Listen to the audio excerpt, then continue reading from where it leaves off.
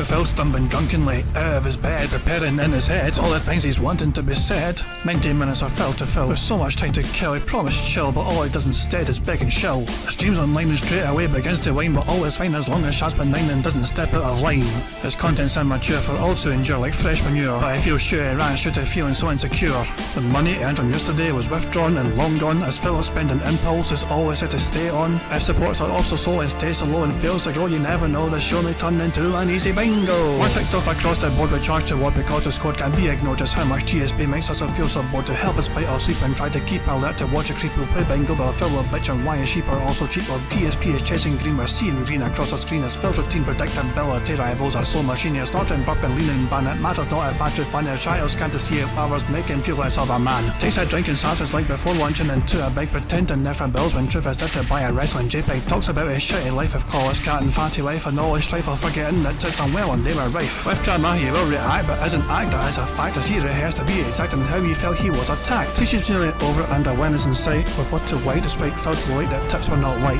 We'll say alright it is okay and now it's time for Phil to play, but first he'll say that tips will help from being off the other day. And with those words we win again. It's never if but always when the game is won. Thanks to that we made it to the very end.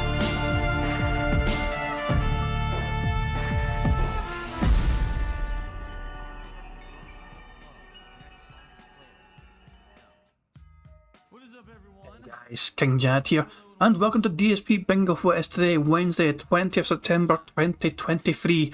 I do hope you're all doing very well indeed. Now, look at DSP's stream. Can you tell me what's wrong with it? There is an obvious, glaring, factual thing wrong on Phil's stream. I'll give you guys a few seconds to see if you can spot what is wrong with DSP's stream. He has made a dumb, silly mistake, and he doesn't seem to fucking understand or have any concept of, well, I'll let you guys try and figure it out, but if you read what you see on the screen here, you'll see what's wrong, I imagine. And Eddie B43 is there on the ball. The date is wrong. As you can see, Phil has titled the stream September the 19th, 2023. He's a day behind.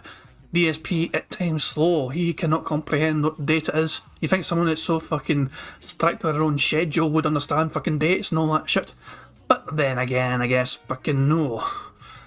So yeah, and he's down to 622 members.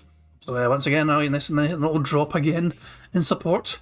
But Phil has made up for it though, some members, because he is still getting quite good support on things like Lies of P and even Mortal Kombat. Phil finally started playing multiplayer in Mortal Kombat 1 and somebody gave him a $73 tip.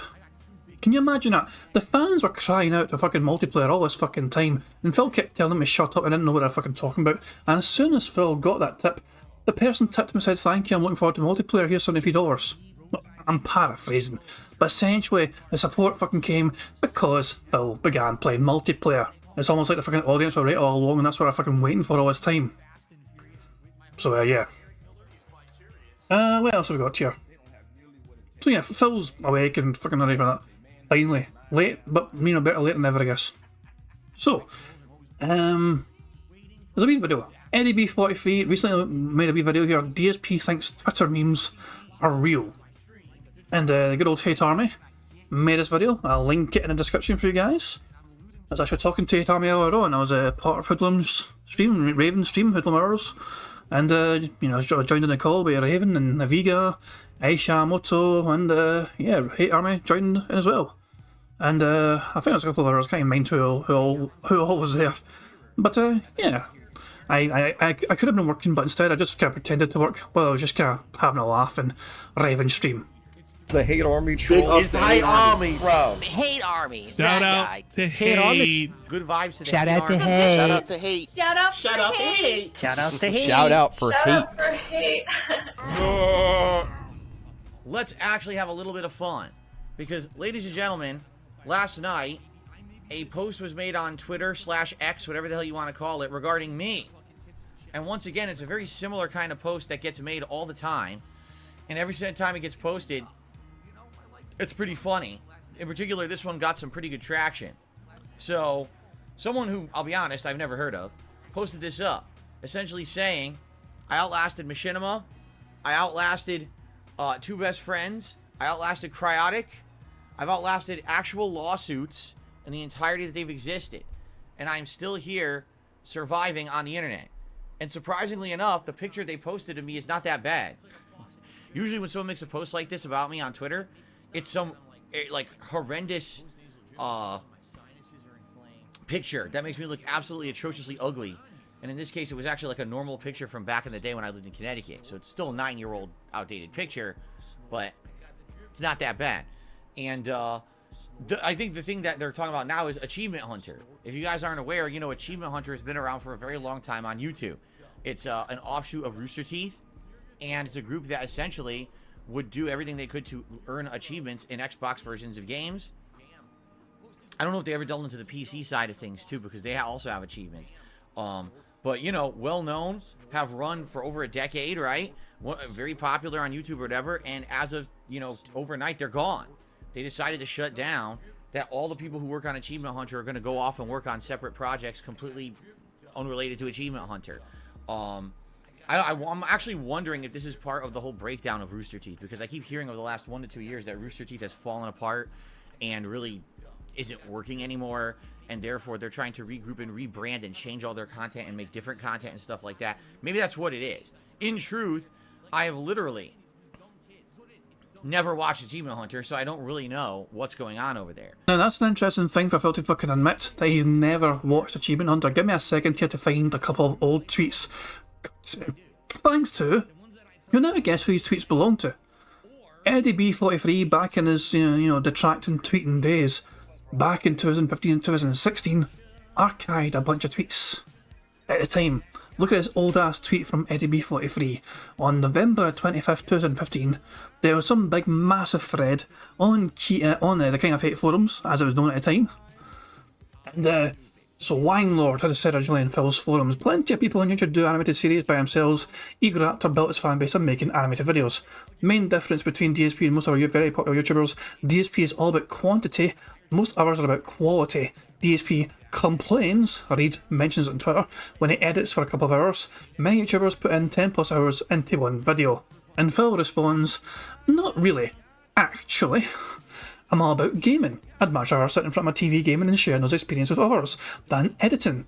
Not that editing doesn't have its appeal, putting in a lot of time to pump out a high quality video, read, looks nice because of the production values, feels great if people then watch and appreciate it, and it feels cool to watch back a video I put time into editing and see people react to it. But I'm not a video editor, don't really want to be a full-time one either. I'm a gamer at heart, and that's what I focus on. Remember, this is 2015 DSP. So, sharing those core gameplay experiences with others. I didn't go to school for editing and have zero training. Everything I've ever edited was done on the fly with self-taught skills. Just mess around in vid editor programs myself, or recently utilising a few online tutorials. So when people criticise something I've edited, I have to laugh because it's almost as if they think I know what I'm doing. Not that I haven't gotten better over the years, but again, not my major focus. It just so happens that playing games a lot and sharing those experiences with others daily has turned into a successful business, and blah blah blah blah. I could read the whole thing, but the fact of the matter is, Phil knew damn well who Achievement Hunter were. He was aware of their existence, he knew exactly who they were. In fact, we have another tweet from Eddie again in 2016, which shows Phil discussing Achievement Hunter. DSP dismisses Achievement Hunter as comparable. They're well funded as a business. You need a deep dose of reality. This is a shorter message, so it's easier to read out. Once again, thank you to Eddie B43 for the old style tweets. So Blonder and fucking the King of Fate forum says, last time I watched Fun House and Achievement Hunter, I did not lose any brain cells, and their style and humour is really close to yours, Phil. So I don't know why you came up with this stuff. Don't know what the original point was, but Phil responded, oh, you mean those teams of people with financial backing who came into YouTube as a business project, not a hobby? How do you logically think that comparing these large-scale, well-funded YouTube channels and comparing them with the efforts of a single man is even a valid comparison? Holy crap, you need a deep dose of reality. Yeah, if I had a team of people and tons of funding, I'm pretty sure I'd pump out great high production level stuff like them too. I don't fucking think so. That's not reality, and never will be unless I win the lotto and hire people. Wake up. So there we go. And yeah, I love how some people reactions like powdered. It's what's my saying, DSP Antics, you've earned the title of archivist. I'm telling you guys, you guys aren't aware of the kind of information that Eddie B43 possessed back in the day. anytime I had a query about DSP and I wasn't sure what the answer was, I often turned to Eddie and he somehow knew. Like he's like, this is before the time of Pig Go. This is before the time of like fucking any, there wasn't a lot of detractors archiving things themselves either. There was Tevin, there was SOK, there was like maybe Snort Burnell as well. I don't know. There wasn't a whole lot of options out there for detractors to try and get information apart from essentially, Twitter or, SOK or whatever. Maybe QB Farms as well, but I don't think a whole lot of detractors were kind of on there at the time, at least I wasn't. I think some were, but not a lot of them.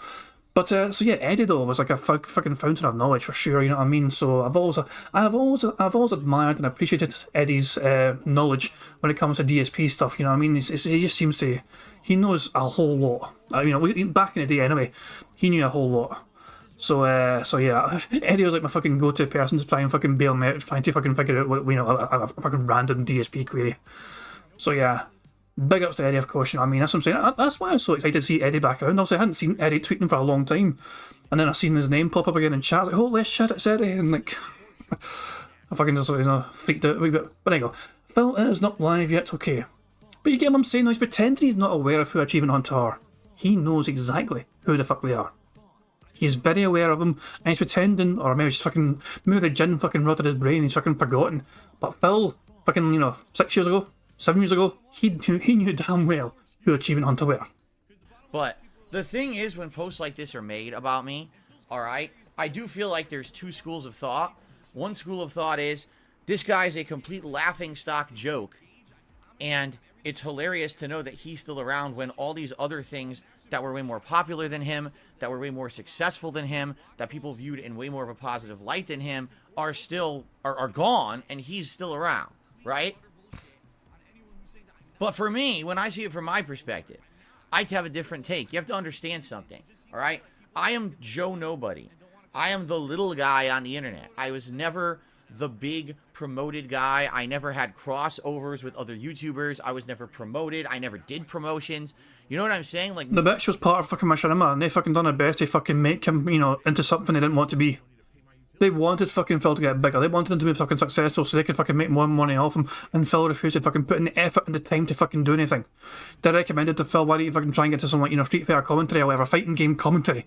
And Phil's like, no, I just keep making videos and playing games. Doing the absolute bare fucking minimum to try and get as much fucking money as possible of a fucking ridiculous contract that Machinima gave him back in the fucking day. Absolutely insane.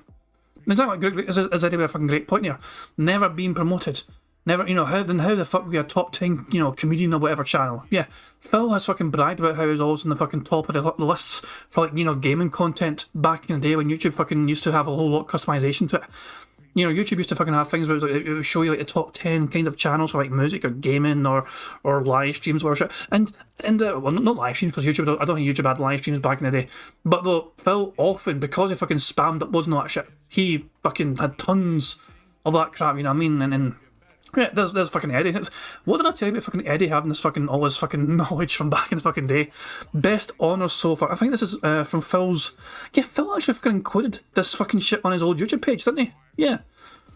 And there's the fucking link there as well, right on cue from Eddie. It's all on the Dark Side Phil about Tab. The best honours so far. Most viewed today. Most viewed today, comedians. Most viewed this week. Fucking hell, man. It's unbelievable. Anyway. Okay. Phil's probably going to go live very soon. I'm probably going to fucking bail from that. Very tempted to click on this, actually. Yeah, look at this shit. Thank you, Eddie, for the link. But look at this crap. The best, this is the old original Dark Side Film fucking YouTube channel. The best honours so far. Number 2 most viewed today from the 20th of February 2010. The second time. Number 1 most viewed today in comedians. On the 3rd of August, sorry, this is the 8th of March 2010, the 23rd time that happened. Now, number 11 most viewed this week overall. This bitch was like in the fucking top 11 of most viewed YouTube channels back in 2009. Most viewed this month, 29th. Look at this shit. And Phil claims though he never fucking had promotion and never had fucking support, never had that kind of... Bitch, please. You had everything was there for Phil to try and capitalise on this sort of fucking popularity, and he never fucking took that chance. He could have been... Phil, let's be honest here, look at Phil now. But look what I had back in the fucking day, and look what fucking, you know, we honours I could fucking be proud of. How in the hell could Phil go from like fucking the 11th highest viewed channel of the week on YouTube at a particular time? The 11th. YouTube was not a fucking small site in 2009. YouTube was still quite a big fucking site, also it's a fucking monster today, but 2009, he still had fucking tens, hundreds of thousands of fucking people on there. And he was a top 11 viewed for that fucking week. And now, now he's that. Now he's that. He's live, so let's get the bingo set up.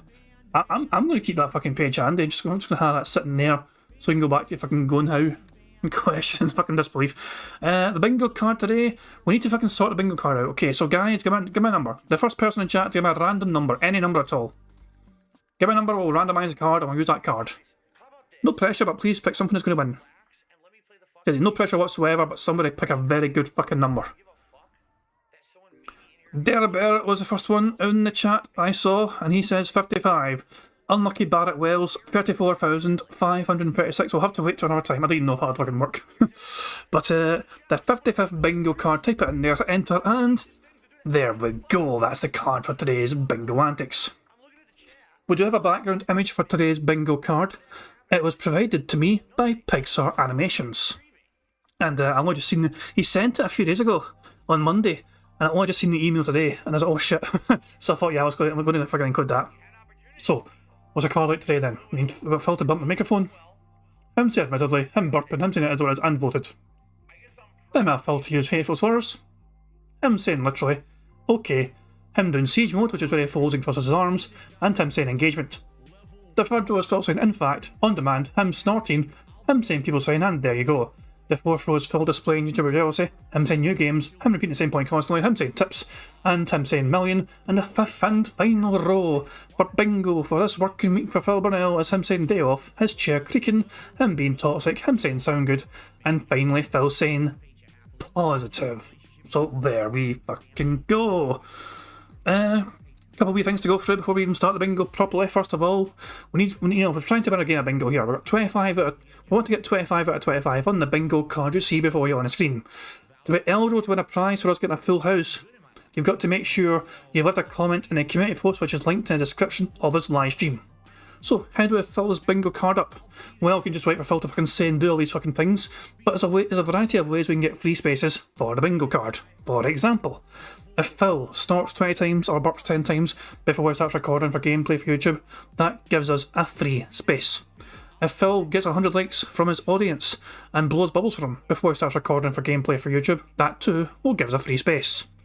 And if we get 100 likes on this very stream right here, not only will that too give us a free space for the bingo, but you guys also get to enjoy the bubbles animation that Pixar Animations so very kindly made for us all to enjoy. So that's covered all the bases I think, and now we can crack on with the bingo.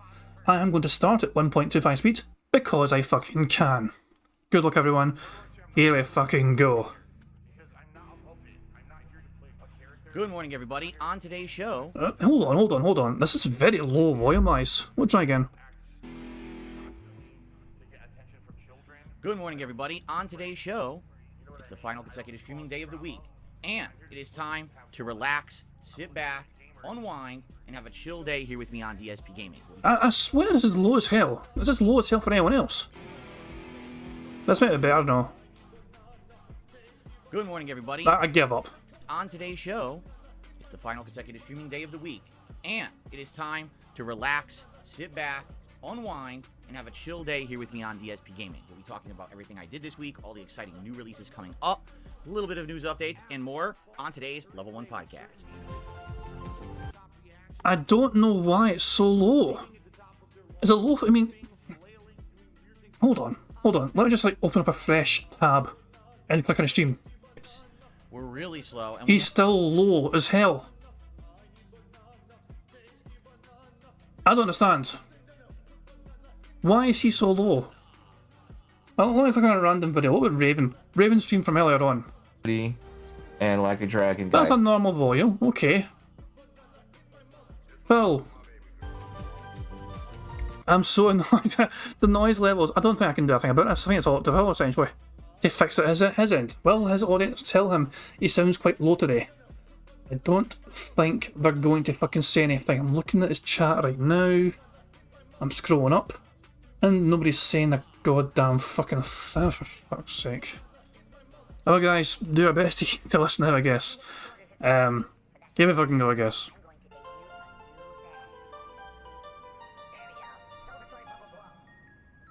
I could try and boost DSP a little bit, you know? But by default, I've got my audio, my desktop audio, minus 6 decibels, whatever, but if I increase that... hold on. Fuck it, we'll just crack on it. Alrighty, indeed. It is Wednesday, the 20th of September, 2023. I'm DSP, and I welcome you here to the show. A fun week. A interesting week. Wow, what a week we had with multiple new game releases, big gaming news that wasn't foreseen happening. Yeah, it's been a good one, and I really enjoyed this week. I hope you guys out there did too, and I hope that you are ready today to relax. Major stream right now will be very relaxing. We've got the Level 1 podcast followed by the return of Starfield for the first time in a week. You know, I really enjoyed playing Starfield quite a lot over that first 2 weeks that it was out, but then this week we definitely laid back and put it on the back burner so that I could cover the new releases, which was a good idea.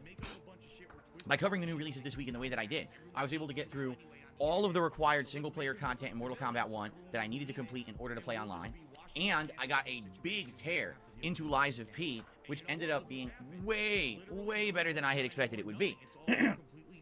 So this week has been a great gaming week, to say the least. In addition to all the gaming news that came out this week, I mean, humongous leaks. So apparently, Toss Salad... Oops, sorry, wrong one. There you go. Just check DDM, and the volume seems normal there for your information. Why the hell is it so quiet for me? Oh, just spam... Hold on. That were incredibly slow. Damn it. And I got a big tear. I have no idea why his volume's so fucking low. I just like mute it, unmute it again. Gonna like make it 200% or some push. Let's go above 100. Into Lies of P, which Fuck. ended up being way, way better than I had expected it would be. So this week has been a great gaming week, to say the least. In addition to all the gaming news that came out this week, I mean, humongous leaks about Microsoft and stuff like that. Obviously, I'm going to say, if you want to hear about all that, check out the last several days of content here on the channel. Notably for the Microsoft stuff, I covered it in depth yesterday right here on the... So whoever's asking, any chance I can turn down background music? By default, it's actually on like 2. Like I have it on Windows Media Player, and its default is 2. If I go to 1, that's 1. I'll keep on 1 for now, and hopefully it won't fucking clash. The default volume for it in Windows Media Player is fucking 2, and it seems to be just about good for background music, but that was so fucking low today, it's so weird. But here we go. The volume's now fucking 1. If it's still too loud, we can turn it off temporarily or whatever, but yeah. The podcast, I'll give that a look.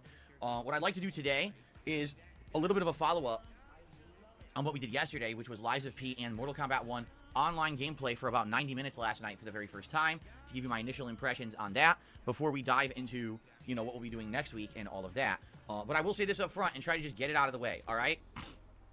This has been a good streaming week.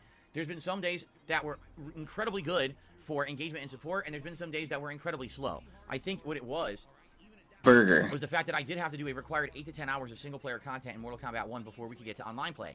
It was just necessary. If I didn't do that, I never would have unlocked the content that I needed to play online. So I'm glad that I did, but at the same time, a lot of people were turned off by that, okay? But I want to say, thank you overall. In general, things have been really well these past couple of days during Lies of P and during the multiplayer Mortal Kombat 1 last night. So thank you so much for that. Now, overall this week I had basically 2 goals. Goal number 1 was hit 650 members. And the truth is we did that, but then a bunch of memberships expired. We have not bounced back. So if you would like to help out today, one of the best ways that you can contribute is by gifting some memberships to the channel to help us hit our 650 goal for the week, which would be really helpful right now. In addition, I told you my goal was to try to kind of get bounced back from a few days of very slow support. In particular, tips were really slow, and we had that. The last was absolutely stupendous. So today, you know, if you were thinking of contributing, tips would be a great way to do so. If we could hit this tier 1 tips goal on both streams today, that would be a great way to end the streaming week for me. There you go, he's fucking set, he's made it perfectly fucking clear to his audience in. His audience now fucking know perfectly what he fucking wants. He wants at least $50 per fucking stream. Or alternatively, $100 just on one stream, I guess.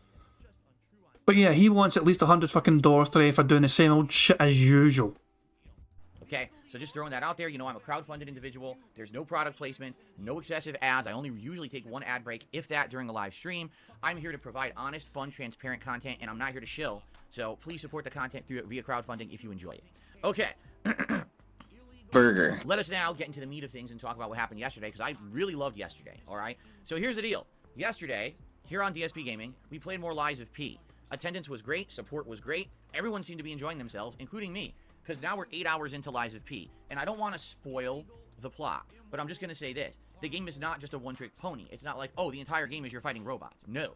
Yesterday, we got into entire new areas, new level designs, and essentially fighting lots of different types of enemies, which is a great thing. You know, when you're getting 5 to 8 hours into a game, you don't want it to become the same repetitive ad nauseum crap. This game is not at all. It definitely went crazy into another direction with all new enemy types and things that you have to kind of learn. In addition, I started unlocking new weapons and things. I ended up getting a new secondary weapon that's a flamethrower that seems really cool against the new enemy type, and I'm really enjoying using it. And then at the end of the stream, I actually got my first boss weapon of the playthrough. Just like in Dark Souls, just like in Bloodborne, when you defeat a big boss, you get a giant soul. I guess they call it a ergo core or whatever in this game. And you can turn those into boss weapons, and I actually got a really cool agile, dexterous boss weapon for my build, which I'm going to try out next time around when we play on Friday. Plus, I got 2 special amulets, and I have to decide, what do I want to equip in my build now? I'm actually not sure what I actually want to equip in my build at this point. I have to kind of make that decision. So anyway, so far, I am loving... Yes, finally someone in his fucking chat has told him there's an audio issue. The Drew Corporation and Phil's chat is asking, is anyone else having audio issues? Radical Jaws is saying me too, whatever. Who else is saying it? Someone else has fucking said it as well. Radical Jaws says she has an audio issue. It's skipping the audio cutting out in and out. I hear, so this person hears nothing fucking wrong. Some people are saying it's fucking sounding fine for them in this fucking chat. But other people are saying there's issues. And apparently it's now fixed according to Radical Jaws, so we're behind by fucking like 5 minutes. In 5 minutes time we'll see what fucking happens, I guess. Fucking hell, man. Hopefully it'll fucking sort itself out for us as well. My build at this point, I have to kind of make that decision. So anyway, so far, I am loving the game. So we're 8 hours into Lies of P, okay? And you might say, well, what are its shortcomings? Because you want to know, you know, where does it really not succeed? Well, let's see. It's got great graphics on the Xbox Series X. It runs at a smooth 60 frames per second and literally doesn't dip. I have not had any situations of drop frame rate or slowdown whatsoever. It has run beautifully ever since I started playing the game. I love the atmospheric effects. I love the environmental effects, the lighting. Everything has been great. The music has also been great, very similar to a Soulsborne style game. Gameplay elements, very sound, kind of a little bit of a hybrid between all the different FromSoft games. You definitely have the Bloodborne-esque gameplay, but you got a little bit of Dark Souls, and you got a little bit of Sekiro. So it's kind of a hybrid of everything you've liked from FromSoft. Level design, it's exactly what you would want if you're a fan of the older FromSoft games. Now, if you really love Elden Ring and you like the open world, that's not what this game is. This game very much is designed, what do they call it? Curated. Hand-curated stages, where every turn has a hidden item. Around each corner, there's a different challenging enemy, and there's interesting secret areas to find, and there's even side quests. I've completed a couple of the interesting side quests that we found during the course of the game, and gotten random, not really random, but some interesting optional items as a result. There's lore. You can read the descriptions of items. You can talk to all the different characters in the game, and they all kind of have their own little dialogue and stories. So it's pretty much on par with what you would expect from a FromSoft game, but it's not made by FromSoft. Burger. So you might say, wait a minute, Phil, you just said, well, what are the shortcomings of the game? You literally didn't mention one. That's because I'm 8 hours in, and I actually don't have one yet. I'm serious. Like, I can't think of something in Lies of P that I don't like yet. We're basically at the 4th boss now. We're just outside the boss door. We haven't seen it yet, so I don't know what it is. But so far, I have really enjoyed the game. And by the way, before someone says, oh, well, Phil enjoys it because it's easy. This game is not easy. The second boss kicked my ass. The third boss took many tries to beat. I'm dying during the stages and the like. It's a challenging game, just like any FromSoft game. But I've kind of played so many FromSoft games at this point that I'm kind of used to this style, and I'm actually doing decently. Burger. I'm not steamrolling it. But I'm having a really great time with this playthrough, and I think the people who are tuning in to view it are enjoying as well. Now, I'll be honest, it's not getting as much attention on DSP Gaming after the fact as a FromSoft game would. The streams are doing good. Like, the streams were getting good attendance, good support, but I'm looking at the, on-demand viewership after. And, I've been playing this game since Monday, and it just isn't getting the kind of attention that a mainstream FromSoft game would get. In fact, my run of Elden Ring from months ago, the second run, actually got significantly more views and attention than me playing Lies of P. I honestly don't know why, besides the fact that there may be some kind of a innate bias against these non-FromSoft Soulsborne style games, and someone might. Oh, shut the fuck up about talking about other fucking people having a bias about it. You're always bitching and whining and moaning about all these fucking knockoff, you know, games that try to fucking copy other kind of fucking titles. You're pretending you don't fucking have a bias yourself. Phil, you have an absolute bias about that fucking thing yourself. You fucking repeat it on a constant fucking basis. And then you're fucking sad about other fucking people having that sort of bias as well. But if we're going to complain about fucking not paying attention to a game, which is copying the same kind of formula as like FromSoft did. Shut the fuck up. Like, well, it's just another knockoff like all the others. Now, if you were talking about other knockoffs, for example, if you're talking about Thymesia or that other mech game where you were fighting robots from a year or two ago. By the way, there's a landscapers outside. Or if we were talking about earlier this year, Wolong Fallen Dynasty, or, you know, any of these other ones, I would say, all right, I get it. But this one, as I've said, it really feels to me like... Well, that was weird. The audio skipped there. I can see what his chat was talking about now. Apparently, Phil was having all sorts of audio problems today. That was in Phil's end, that wee audio skip. But this one, as I've said, it really feels to me... What the fuck caused that? Says... Yeah, I mean, what the hell? So maybe Phil messed up multiple things at once in terms of his settings. Who fucking knows? Hey, all right, I get it. But this one, as I've said, it really feels to me like it's Bloodborne 1.5. I won't go as far to say it's Bloodborne 2 because I don't think it really advances the formula as much. But by combining gameplay elements from the other Soulsborne games, like I said, there's a few elements from Dark Souls in there, like weapon degradation and other things in the leveling system, but there's also things from Sekiro, like the timed parries, okay? By combining all those elements, it does make it feel refreshing. I'm very much enjoying this game. I'll be honest, more than my second run of Elden Ring. I think that this game is better than the second run. Maybe Elden Ring is a better game that first run because of the exploration factor, but man, this game right now, 8 hours in, is actually very much blowing me away, okay? So, I understand some people right now in the chat, they're saying, what do you mean there's an audio? Who's saying there's an audio issue? What audio issue? There is audio sputtering in and out? Not on my end.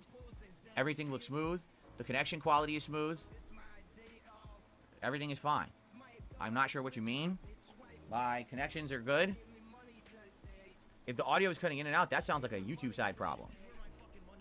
There are landscapers outside. So? Making some noise. Do you hear them? I barely fucking hear you. Is it annoying? You want me to close the window? I could close the window for a bit until they pass by. Sorry about that. I apologize. Like I'm saying, on my end, it looks like there's nothing I can do about it. I don't know what caused it. It sounds like it was YouTube.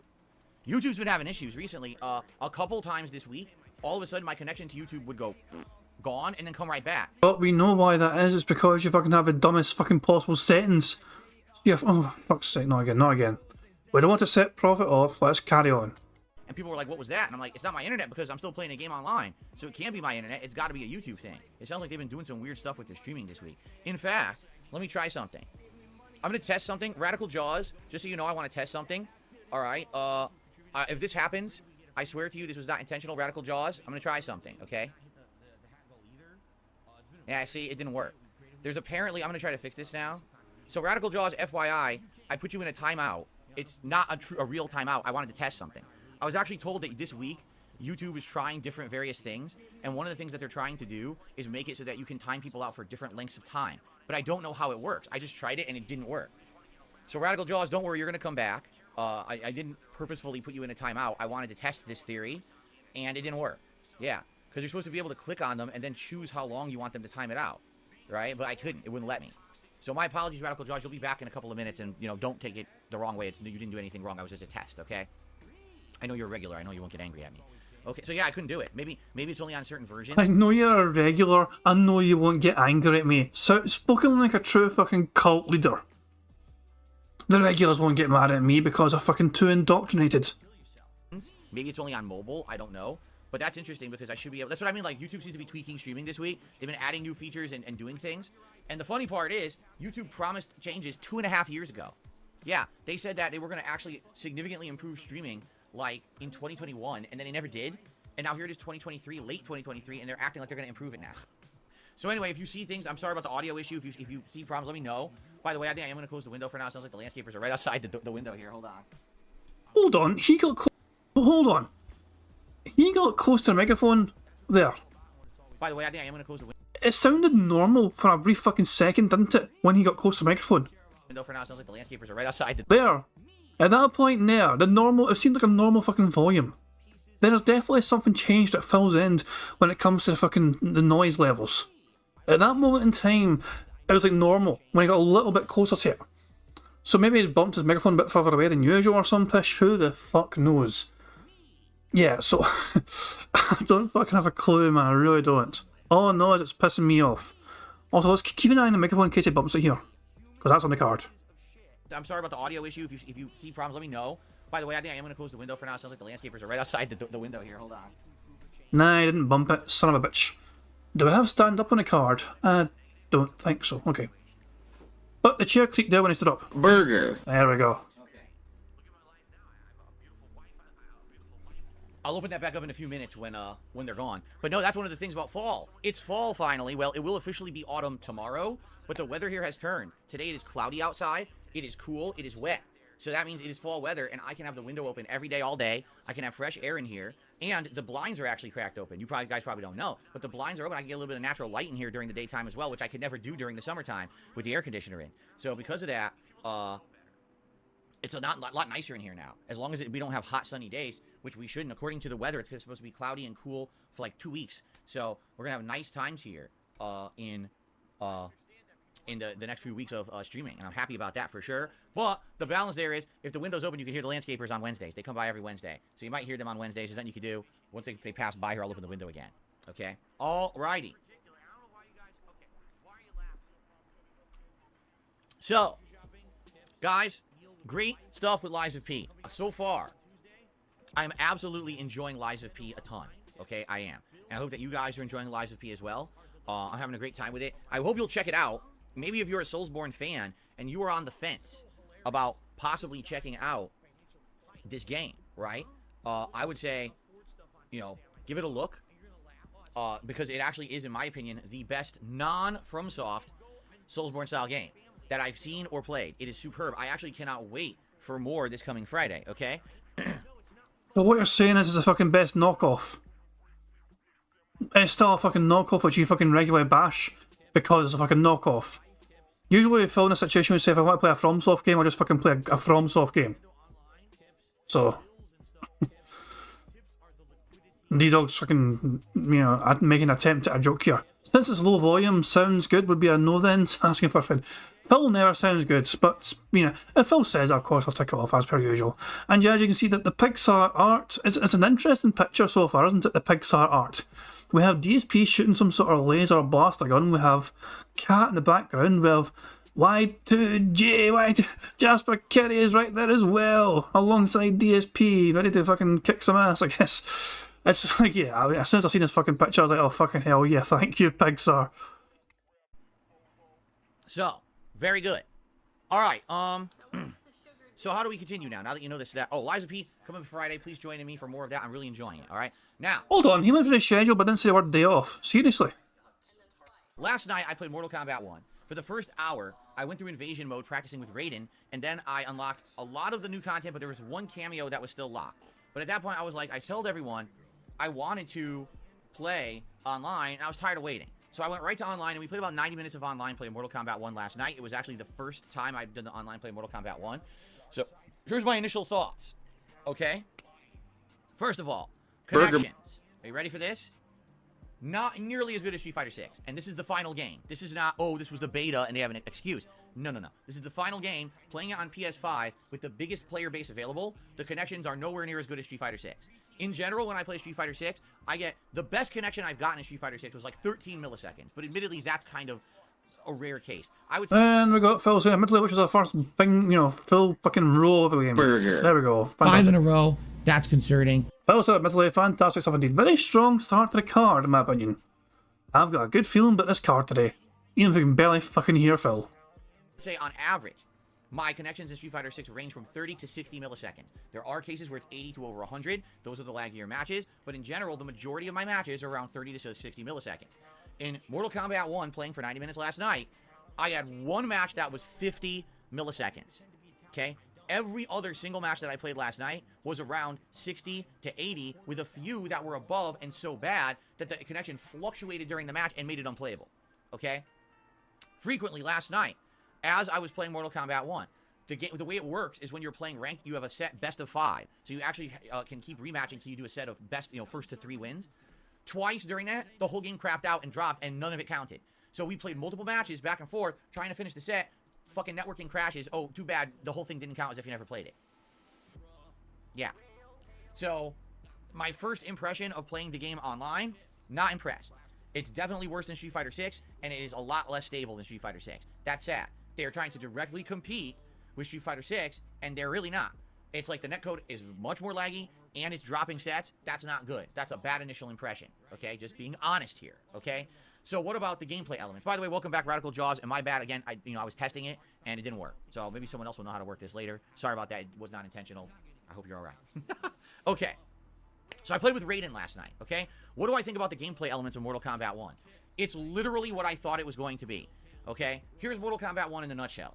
You either guess a high-low mix-up, meaning you're going to hit low and lead into some kind of a combo, or you're going to try to go for an overhead into some kind of a combo, all right? Or maybe a juggle in the air. If they're jumping, you try to juggle them out of the air into some kind of a combo, okay? Now, the variable that's different in Mortal Kombat 1 are these cameos. Because you have these cameo assists, you can use them to either extend the length of a combo, or you can use them to trick your opponent. So maybe you do a move that normally would look unsafe, but then the cameo comes out, makes it safe, but they didn't expect that, so then they get hit by the cameo, and now you can hit them and do a combo as a punish, you see?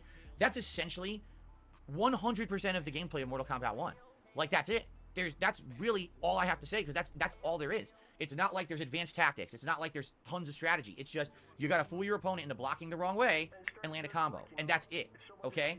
Compare that with Street Fighter 6, which has tremendous amounts of gameplay elements, right? You've got parrying, perfect parrying, drive rush, drive impact, drive reversal, throw breaks. I can keep going. That's just the first few things. You know what I'm saying?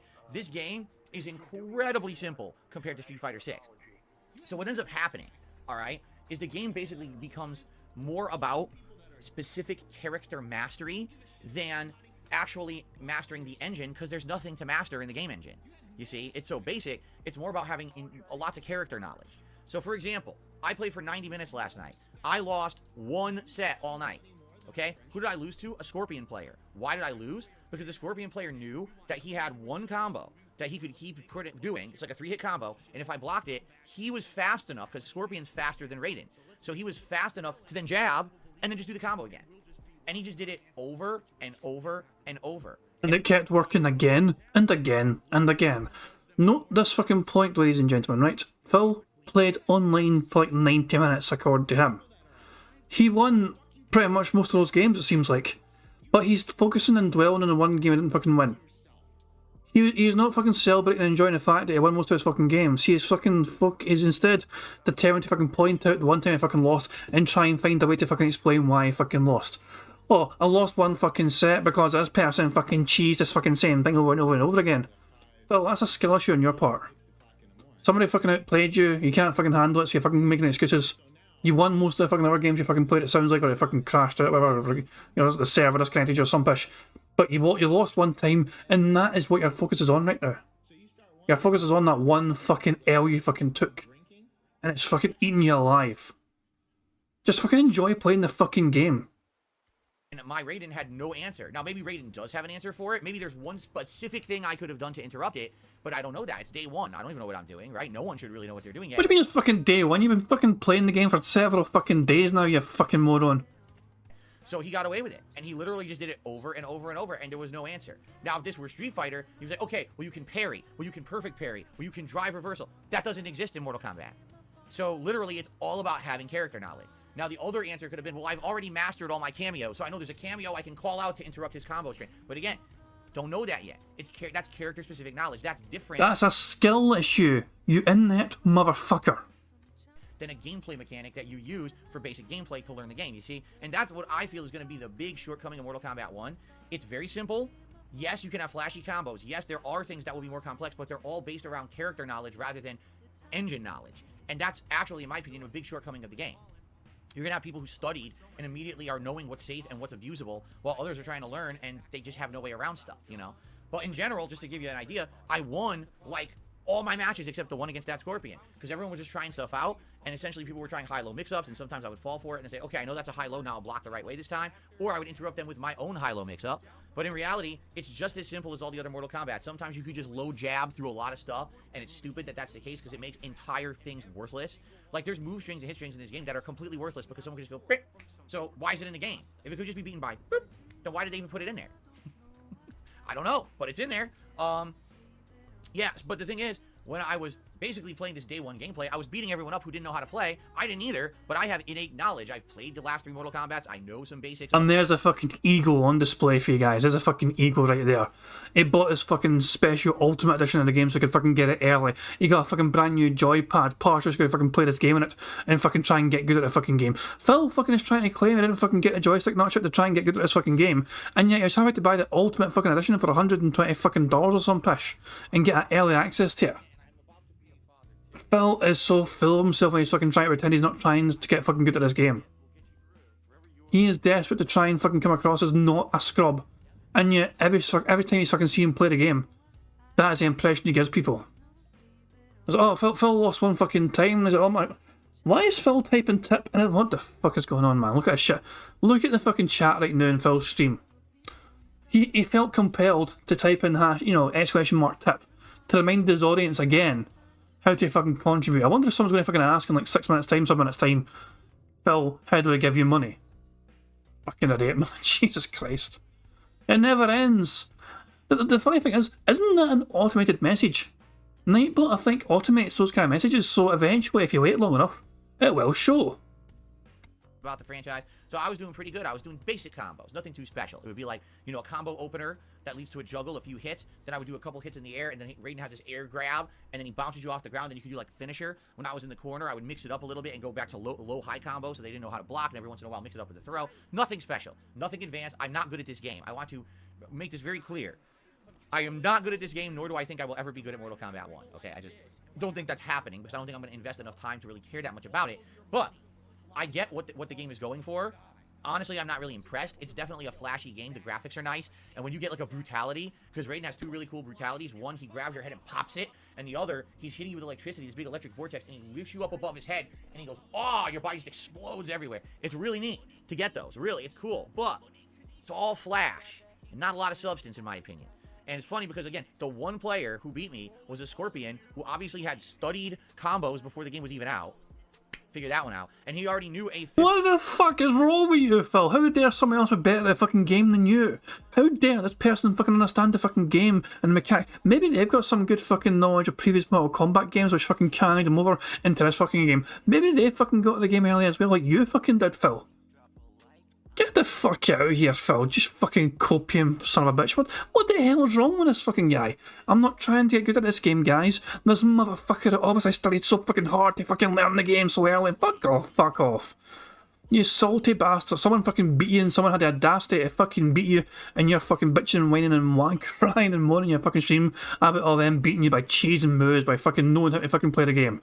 Phil, it's a skill issue. You lack the skills to fucking beat that player. Simple as that. No cheese involved, just you whining. People think this is a good thumbnail.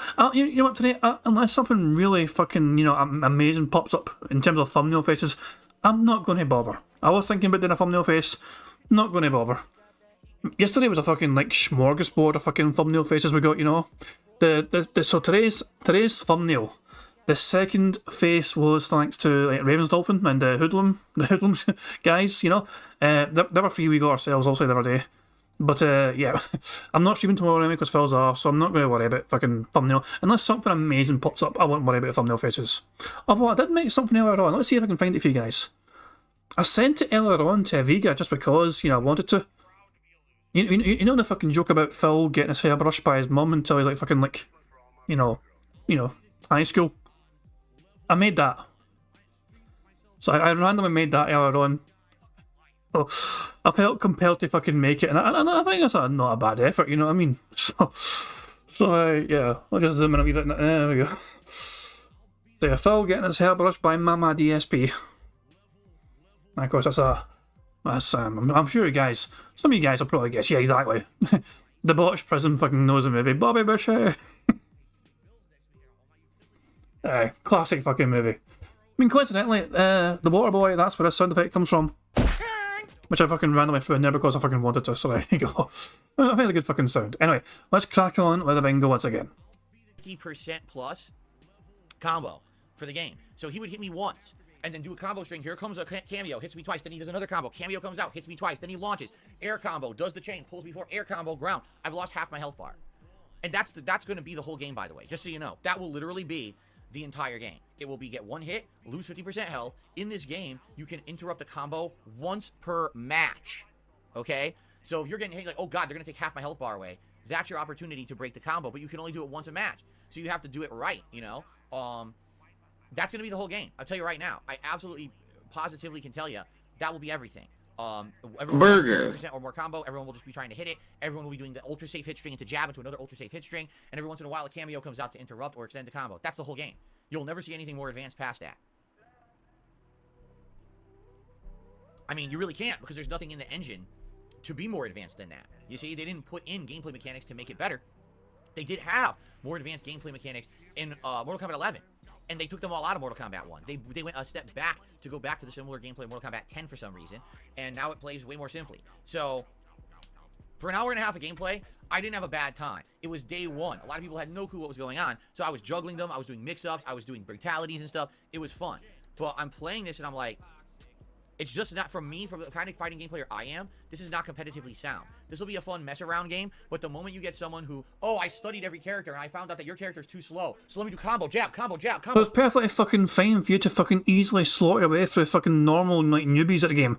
It's perfectly fucking cool and happy times when Phil gets to fucking take advantage of people who are new to the game, because he has those fucking basic fundamentals down from years of playing fighting games. But when somebody with actual fucking skill comes along, all of a sudden it's not a game worth playing. Thank you, Phil, for admitting how much of a fucking worthless Mortal Kombat player you are. When it comes to fucking putting in effort, fuck that shit. I'm running back to Street Fighter. Oh, jab, combo, jab. Oops, you didn't block. 50% combo. Haha, combo, jab, 50% combo. Wait, what? How is that fun? You know what it reminds me of? King of Fighters 15. Another game that was incredibly similar. All you're looking for is a little hop hit into a 50, 60, 70% combo. It's not fun. That's not a viable competitive engine. Why do you think Mortal Kombat never lasts about a year? It goes about a year and then it just falls out of competitive circles and no one really cares about it. This is why. They've never advanced their game to the point where it's going to hang because it has more advanced engine where people will want to learn nuances and things. You know what I'm saying? Like, for example, right now in Street Fighter 6, we're what, 3.5 months in? And we got people like Snake Eyes who have mastered the game engine so much, he's winning tournaments with Zangief, arguably the worst character in the game. You're never going to see people in Mortal Kombat 1 mastering the worst character in the game and winning tournaments with them. They won't care. You understand what I'm saying? There's not enough to it. It's too simple of a game. And that's sad. Then in 2023, NetherRealm didn't really put any effort because Street Fighter 6 absolutely did. And NetherRealm does look like they just wanted to put out another of the similar style game. And just having cameos is just enough. I mean, no, it's not. It's a gameplay element that's been in other fighting games. We've seen it already. It's not anything special. But you're acting like you've redesigned your whole game from the ground up with it. You didn't. You went back a step to play like MK10 and you added in an assist feature that's been in games since, you know, the 1990s. So that's not a brand new fighting game. In fact, it's more simplistic than I would like. So, quite frankly, no, I don't think that I'm going to like this game competitively, just being honest. Now, does that mean that I'm not going to play it more? No. I'm going to play it more. What I'm going to do is I'm going to treat it much like I do Street Fighter 6. So if we're going to do a session of it this coming Saturday, because that will be the next session I play of it, I'll take a character, I'll go into training mode and mess around with a few basic combos and special moves. I'll go into their trials and try to do a few of their trials to learn basic strategies and combos. Then we'll go online and we'll play for 2 to 3 hours online with that character. And that's how I'm going to treat it, okay? I don't know how it's going to last, because that's what I've done with every fighting game before. If, you know, within a few sessions, already everyone's learned insane 50% combos, unstoppable combo mix-ups that you can't interrupt, I'm just not going to bother with it anymore. I'm not going to invest enough time into Mortal Kombat 1 to learn insane amounts of character knowledge so that I can learn matchups and stuff. I just don't care about it enough. You see what I'm saying? Like, I tell you up front, I know from a competitive fighting gamer's perspective, this game ain't it. It's what it's always been, and that's why it always fades away within a year. While other games like Tekken and Street Fighter persist, Mortal Kombat always fades away every single time because they just don't make it competitive enough. So, we'll see what happens, but I am playing it more starting this weekend. We'll have major streams of it, me trying out various characters in an online setting after learning a little bit offline, and we'll see how it goes, okay? So that's my thoughts on MK1. Sadly, I was hoping playing the full version that the connections were going to be much better. We had matches where the game was like chopping and freezing and then teleporting. It was bad. I was like, dude, that's not good. This is supposed to be the final game. Tons of people bought it, and the connection is half as good as Street Fighter 6. That's a bad sign. Okay, I'm going to open my window again. Please tip me. Maybe I'm not. What a fucking bitch. No, I guess not, 'cause I can still hear them out there. I was going to, but now I hear them out there again. So I'll wait a few more minutes. I'll probably open it up for when we start gameplay. Okay, so anyway, I do want to say thank you all for a very supportive week. Thank you so very much. I really appreciate that. And I hope that you all enjoyed all the content I put out this week. I definitely enjoyed all the content I put out this week. And just thank you so much for everything, okay? There you go. Now, before we get to anything else, I just want to check one thing because someone said something. I don't believe them, but I want to test it regardless. I don't think it's truthful. Yeah, it's bullshit. I knew it. Okay. So, let's get right away to your favorite segment, my favorite segment, everyone's favorite segment of the Level 1 podcast. Ladies and gentlemen, it is time for DSP News, but I didn't color it correctly. Hold on a second here. I forgot to color it, and I'm very upset at myself. There we are. I want it to match. Okay, now it matches. DSP News for the day. What do we have in the news today? Well, a couple quick things, okay? Number one, yesterday, there was a digital event from Ryugagoto RGG. I never know how to pronounce their name. This is the company that makes the Like a Dragon series. Okay? Oh, by the way, hello, Jade. Sorry to hear you're not feeling well. And I'm glad that you're enjoying MK1, but I hope you feel better today. Okay. So, they had a big digital event last night. And the big announcement was that Like a Dragon Infinite Wealth, which is the next RPG-style Like a Dragon, I guess you could essentially call it Like a Dragon 8, is coming out on January 26, 2024. Okay? So, that is the worldwide release date. And they showed off a lot more stuff. They actually showed that it's going to have a lot of actual Sega games in it, including Sega Bass Fishing, Sega Spike Out, and Virtua Fighter 3. As you know, typically in the Like a Dragon games, they include classic, like, legacy Sega games as kind of mini-games in the game. So those will be available. They showed off a lot of stuff about the game. There's not much to say outside of the fact that, yeah, it's right in the spirit of what you would expect from the first game. As you know, I absolutely loved Like a Dragon, well, Yakuza Like a Dragon, which was the transition of the franchise from a action-based RPG to a turn-based RPG game. So I absolutely am looking forward to this one in January. So, yeah, very exciting. Now, here's the thing. This, of course, is going to make it that there's absolutely no way I'm playing Persona 3. Just so you guys know, this game comes out in late January. The Persona 3 remake also comes out around the same time. And then in February, it's Final Fantasy VII Rebirth. There is absolutely, positively no effing way I am playing all these RPGs. It just can't happen. So Persona 3, sorry. That's just really bad timing for a... by the way, I'm just going to start banning these fake accounts. Here we go. It's just really bad timing for a remake like Persona 3 to come out, because I would much rather play the brand new games coming out than these other ones. Do you see what I mean? Wouldn't you want to play the brand new JRPGs rather than the remake one? So it's also very odd, because why on earth are there 3 major JRPGs coming out within 30 days? When do you ever see that? Why are they all releasing at once? I have to say it. Again, it seems like in the video game industry, there's this weird situation where no one has awareness of anything else going on in their own competition. You should know that you're going to shoot yourself in the foot if you're releasing a JRPG around the same time as all of your other contemporaries, right? You should be spacing out that particular genre of game. I'll give you an example. What do you think would have happened if Street Fighter 6 released the first week of June, Mortal Kombat 1 released the second week of June, and Tekken 8 released the third week of June? Do you think they all would have done great? I mean, give me a break. I mean, they know better. Why do you think they spaced them out? June, September, January. So that each game has time to shine. They're not dumb. But why is it that other genres, JRPGs in particular, don't seem to have this awareness? It really makes me wonder what's going on, right? So, yeah, I'm very excited to play Yakuza 8 or Like a Dragon Infinite Wealth in late January. I'll be playing the heck out of it because I loved the first game, right? But I'm also very excited to play Final Fantasy VII Rebirth in late February. I will not care about any other RPGs between. So, Persona 3 Remake, sorry, you got screwed. If anything, I would delay the game. Seriously, I mean this. If I were Atlas, I would purposefully delay the game. I would say, you know what? You're out of your mind. There's no way we're going to sell this game right now between 2 new ones. Let's put it out to the summer. In the summer, it's usually slow. That's what I would do. But I don't think they're going to do that. Yeah. This is hilarious. Baby Orangutan said, I thought you didn't like a Dragon that much. Yeah, that's why I gave it like Game of the Year, right? Anyway. Continuing on. Continuing on. Folks, I hate to say I told you so. I really, really, really hate saying I told you so. I don't like these kind of moments. When it's an I told you so moment, that's something negative. But a lot of people always discredit everything I have to say Burger. because they want to have negative 5 in a memes, row. toxicity. That's concerning. Yeah, right off the fucking bat there. Phil absolutely fucking loves I told you so moments. He's been a toxic piece of shit, so I fucking ticked it right fucking now. Negative. But a lot of people always discredit everything I have to say because they want to have negative memes and toxicity and stupidity towards me on the internet. Ladies and gentlemen, it was announced yesterday, officially. You ready? To the Evil Dead the Game community. Today we have made the decision to not pursue development of any new content for Evil Dead the Game. We also confirm we will not be releasing a Nintendo Switch version of the game.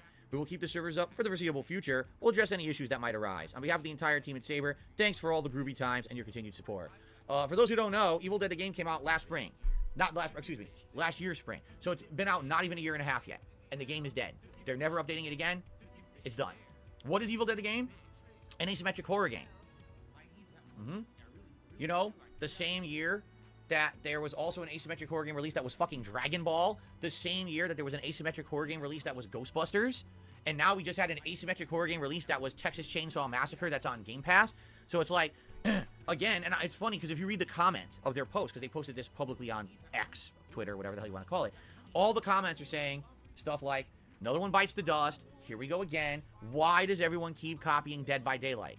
That's what it says. I'm not making that up. It says that in the comments. All right? So, to me, I'm like, it's exactly what I've been saying all along.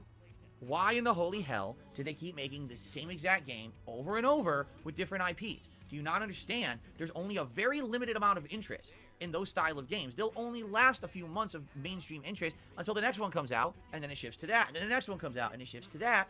But then at the end of the day, they all fade away and go away, and Dead by Daylight remains. Because it was one of the original, probably not the original, but it was one of the original, and the best, in my opinion, from the ones that I've seen. Everyone else bites off the formula of what Dead by Daylight has done.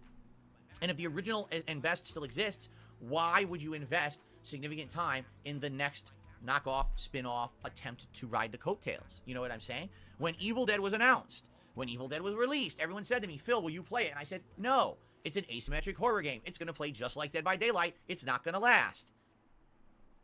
And the same thing has happened. By the way, Dragon Ball The Breakers, that's like $5 if you want to buy it somewhere. The Ghostbusters game is like $5. No one cares about these games besides more than a few weeks. Then they're as if they never existed. Like I call it a fart in the wind. That's all they are.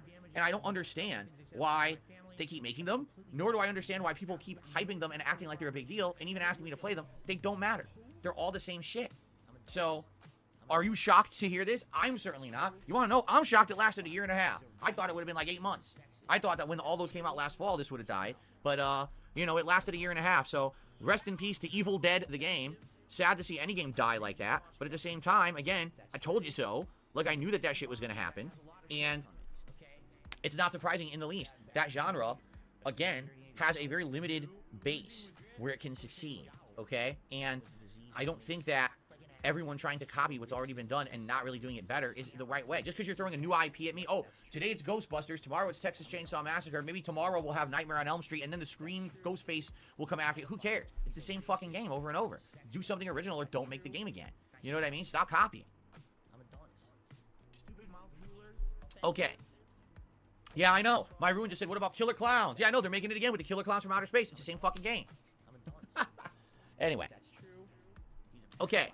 The last story for today, before we get to open discussion, a follow-up once again to the giant Xbox leaks from yesterday. If you remember, the biggest game leak in history, supposedly internal privatized documents from Xbox/Microsoft Gaming were accidentally uploaded to a public place on a court's servers, and the public found them, downloaded them, and put them all over the internet. This included plans for a brand new line of consoles next year. This included brand new controller plans. This included a slew of unreleased games, as well as internal emails from guys like Phil Spencer talking about strategy, like their attempt at maybe wanting to buy out Nintendo, or how they were very upset about the game lineup of 2022, and other internal communication.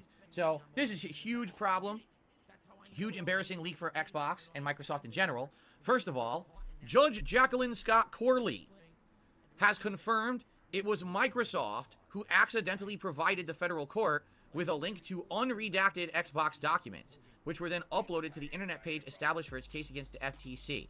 So, I guess what was supposed to happen was that they were supposed to be providing a link to a secure web page with like login credentials needed. And instead, they provided a link to a web page that had absolutely no login credentials needed, so anyone could access it. You see? So I guess what happens is during these court proceedings, they file it all online. And you'd have a page of, here's all your supplementary links to all the data from the case. But you're only supposed to be able to access these with permission. Microsoft created a link that didn't need permission. Anyone could access it. So that was basically, it was a oops on Microsoft's part. They weren't following the rules of what the court had told them to do. So, yeah, apparently it's a big oopsie on Microsoft. I mean, who did that? I don't know, but that's sad because, man, what a leak. So, by the way, Phil Spencer officially responded to this. I'm just going to read some of his statements, okay? First of all, Spencer hints Microsoft's plans may have changed, particularly as some documents were from last year, but others were from many years prior.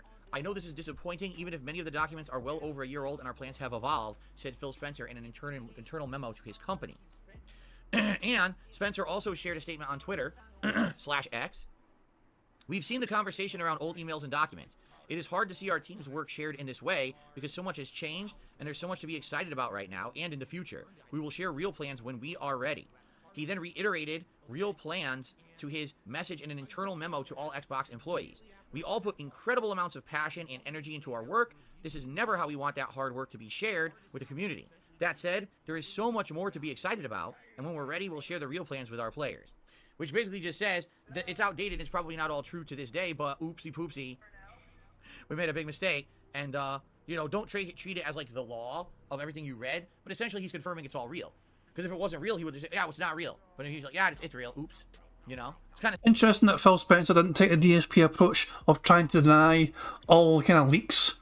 I mean, remember Phil, when all that information came out about the bank leaks, and Phil claimed every single fucking entry in here was fabricated, even though there was an attempt to get into his accounts and all that shit. No, it just happened to be that, you know, so somebody got into his accounts, accessed his fucking financial information, all his debits, all his credits, over an 18-month period, shared that information to everyone online through Kiwi Farms, and that got disseminated through several other detractors, and everyone fucking poured over it.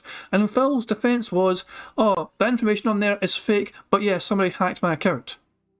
That was his defence. Phil's defence is, everything on here is completely fucking fake. So yeah, imagine Phil Spencer not taking a DSP approach to trying to fucking defend himself and, you know, to get out of this fucking embarrassing situation.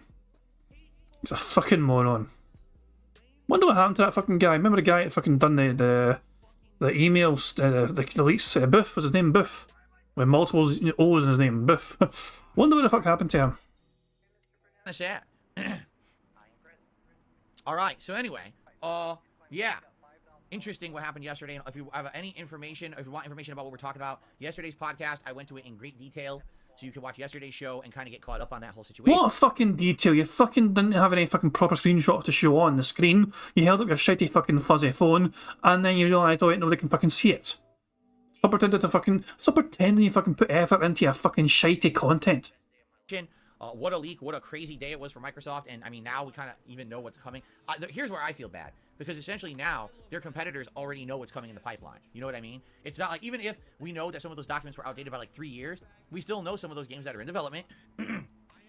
We know what's coming, and now their competitors kind of know exactly how to counter that, or maybe compete with that. You know what I'm saying? Like, we didn't know there was a new Doom game. We didn't know there was a Dishonored 3. We didn't know that there were remasters of Fallout 3 and Oblivion in the works, and apparently they're very close, because they were, so in those internal documents, some of them even said that, like, Oblivion was supposed to come out this year, and obviously it didn't, so probably within the next 1 to 2 years, you know? And it makes you wonder, you know, now will the competition say, okay, well, now's our chance to jump on this or that, or, you know, Sony already is working on a new PlayStation for next year that's going to be driveless, and now we know that Xbox is doing exactly the same thing, so, yeah.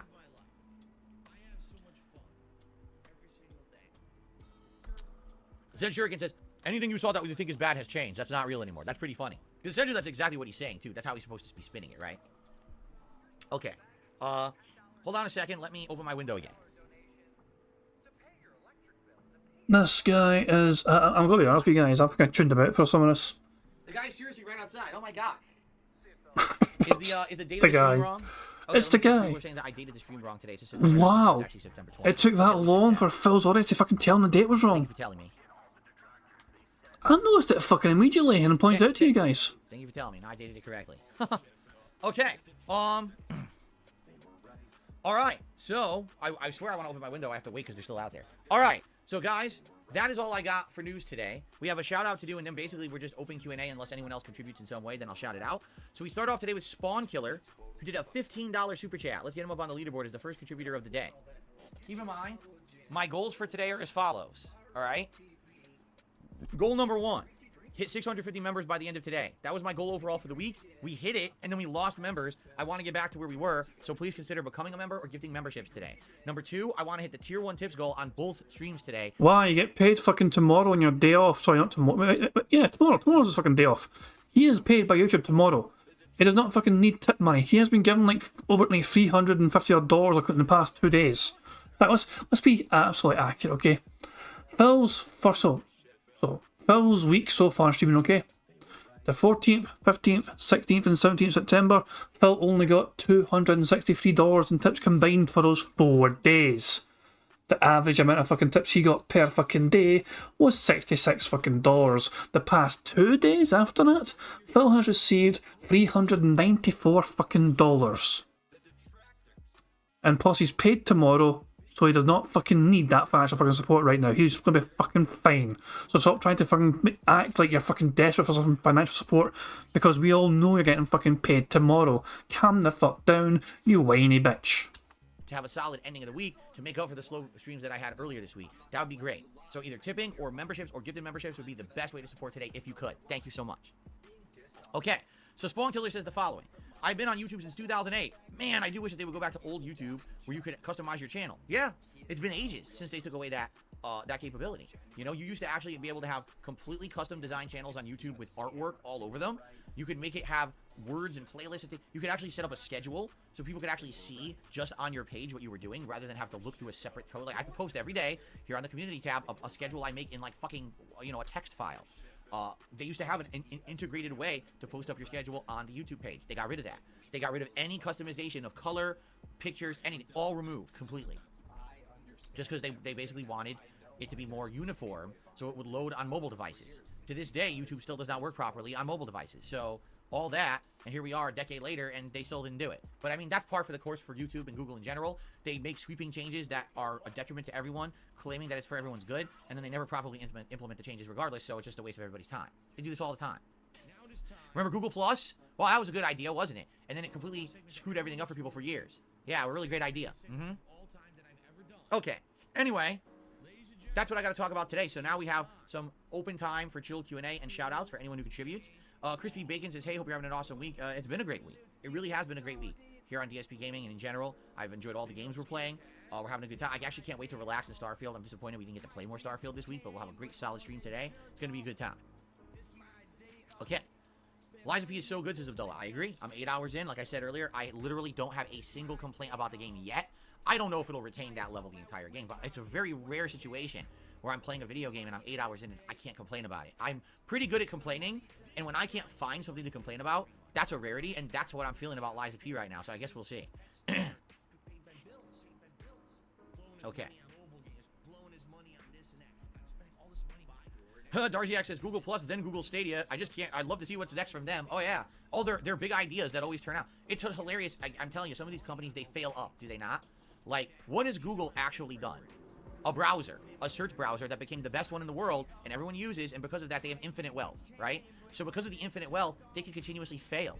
I would say there's some things like that Google phone. Apparently that's very popular. What is it called? The Google Pixel? I guess the phone is really popular, so that's a win for them. It's not all losses. It's just that you heard way more. What about Google Glass?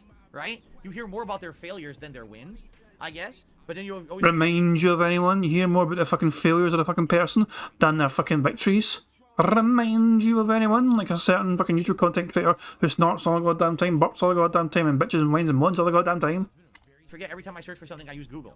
Yeah, literally every time you search for something, they get paid. So, pretty crazy to think about.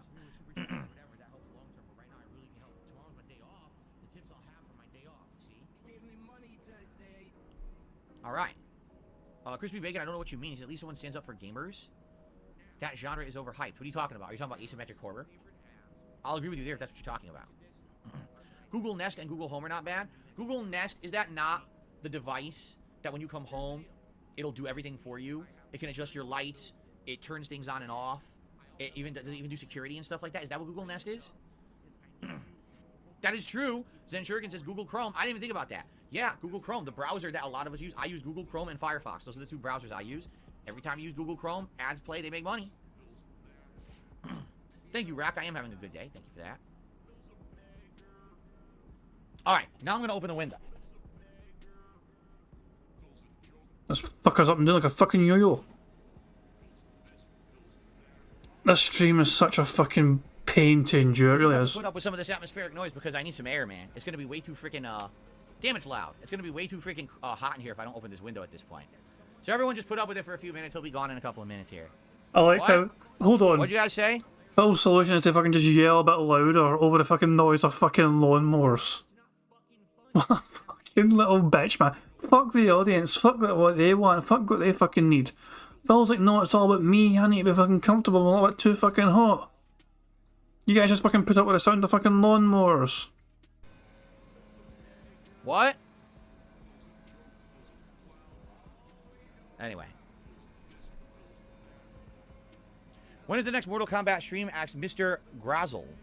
Saturday. Saturday's daytime stream. I'm going to likely maybe try Sindel or another character. One of the characters that I liked during the story. And I'm going to take them into training mode for like maybe 25 minutes and just do basics. Then I'm going to do their trials for like another few minutes and then I'm going to take them online. So it's going to be a little bit of offline play just to get readjusted and learn the character basics and then go online with them. So that is Saturday's daytime stream. Yes, Maguro-san. Fall has arrived here in Seattle. Yeah, yeah. Money, money. And shit bastards, there we go. Yeah, yeah. Money, money. Thank you very much for Snow Yourself for the super chat, who says, the laziest content creator other than DSP is King Jad. It's me. All you do is restream, you're taking L's left and right, Scotty boy. I mean, if I had a reason to make a video about something, I would make a video. But I have no reason to. And unlike Phil, I'm not going to just create content just for the sake of fucking creating content.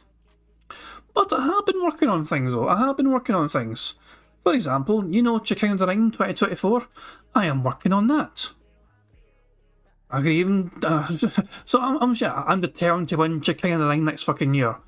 You know, this year, I didn't fucking do too great with it. I fucking got the wrong kind of idea of what I was trying to fucking do. And I fucking kind of crashed it earlier on, my fucking poor effort. And I was like, okay, that's my fault. I'm going to stick to what I'm actually alright at. I'm going to just fucking roast the fuck out of people. So, yeah, nobody's fucking safe this fucking time around, I'll tell you that much. But, yeah. Wait until you fucking guys hear that shit. I think it's literally like fucking 6 months away or something. I think it's like literally next year it'll be Chicken the Ring, but I'm determined to do better than fucking how I did last time. Yeah, but yeah, I mean, I has been a wee while since I fucking made a video about DSP, but what can I say? I don't just want to make a video for the sake of fucking making a video, you know what I mean? Like, if I feel compelled to talk about something, I'll talk about it, but yeah, I'm not going to just spam people's inboxes for no reason, you know what I mean? I don't want to be like DSP, you know, just fucking putting videos out for the sake of putting videos out, so, yeah. But to be fair, I am a lazy bastard. I will openly admit, I am a very lazy bastard. Anyway, cheers for the super chat. Yourself, hope you're doing well, pal. Today's daytime stream. Yes, Maguro-san. Fall has arrived here in Seattle. We have shade, cooler temps, and precipitation. The three key factors of a successful autumn, and we have all three right now. Jay Dennis, I agree with you. He says, Mortal Kombat 1 does not look as good as Street Fighter 6. I agree with you. American Horror Story starts tonight. Okay, enjoy. Have a good time with it. I used to watch it, and I stopped watching it years ago. You know. Yeah, yeah. Money, money. He whips his head back and forth. He whips his head back and forth. Thank you very much again to Snow Yourself for super chat. Says, don't get so hurt, my boy. I hear you panicking. To fail, you're fucking right. The thing is, I can't really refute your fucking point. I am a lazy bastard. But I do like to think I put in a wee bit more effort than DSP. But yeah, it's fucking... I mean, to be fair, I mean, the bingo, I can't even take credit for how the bingo looks these days because that wasn't even me. That was somebody very kind. It was Micropipe and Cypher who fucking came up with a brand new kind of bingo program to kind of automate things and that shit, you know what I mean? But yeah, I mean, it's one of those things where I'm always trying to think of things that kind of, it's hard to, like, you know, sometimes I get ideas, but I don't want to fucking overdo it. You know what I'm saying? Sometimes when things kind of work out, which I mean, I think how bingo is right now, I feel kind of works, you know? But I'm always trying to think as well, how can I make things better for people, but at the same time, it's like, I don't want to fucking overdo it and just fucking, you know, flood too much information your guys' way. And plus people are just fucking here to just laugh at Phil anyway and try and win bingo. Brian says that an absolute financial shambles after his trip to Greece with his fiancée. Definitely a code black situation. I will say it cost a bit more than I thought it would. But it definitely did cost a wee bit more than I thought it would. But we're okay though, we're okay here, so don't have to worry about that shit. But yeah, to be fair, I'm a wee bit nervous, guys, you know what I mean? But it's nothing to do with DSP, it's nothing to... I'm going to be best man tomorrow. My best mate's getting married tomorrow. I'm going to be best man. I'm getting a bit nervous as we're getting closer to the time. So I'm trying my best to distract myself with DSP stuff and all that shit and just get on with bingo. Not to tell you guys, it's not a problem, but it's a nice thing to be nervous about, you know what I'm saying? Because it's going to be my best mates, one of his happiest days of his life, and it's great to be a part of that. But because I'm meant to be doing a wee speech as well, because I'm best man, I'm a wee bit nervous. So yeah, that's on my mind right now, I'm not going to lie. Have a good time with it. I used to watch it, and I stopped watching it years ago. You know, it's like anything, you know, you enjoy it for a bit, but then you kind of get tired of it. It's not that it's the same plot, it's not, it redoes every year. But I kind of get tired of watching it every year, so. No, I never played Cars, the video game Willow.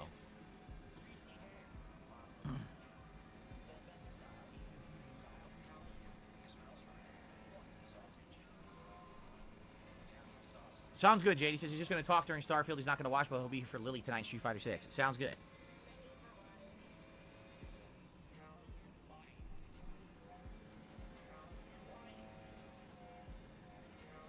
Abdullah, yes, I enjoy the outfits you can get in Lies of P. I hope they continue to add more silly ones. I like the silly ones the best.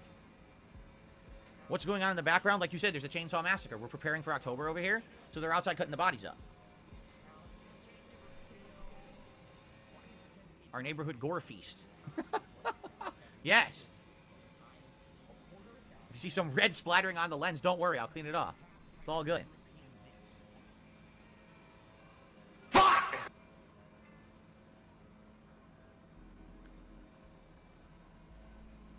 Bonos Tecmo says the Arcade 1-Up CEO and the Vice President of Licensing have both left. They're on life support. Is that true? If that's the case, I like to be honest, yeah, they deserve it. They don't make a good product. Every single time I've seen one of those cabinets in person, they are shoddy and crappy and low quality controls and everything. And I just don't understand why people keep being fooled and buying their cabinets. Their cabinets are not good. There should be a company that steps up, that makes something much better for the same price, because it's very viable to do so. But Arcade 1-Up is so busy with that market share, they're holding that spot as the premier company to make collector cabinets, and they're just not good. They're shit. I couldn't believe how bad it was. I saw a NFL Blitz cabinet at Costco, and I walked up, and I started touching the controls, and they were so inferior. And the cabinet was tiny. It was supposed to be a 4-player cabinet. You couldn't fit 4 toddlers on that cabinet to play it. So I was like, what exactly are you paying for here? It's a tiny screen, a small cabinet, shitty controls, and people are paying like $800 for those cabinets. It's insane.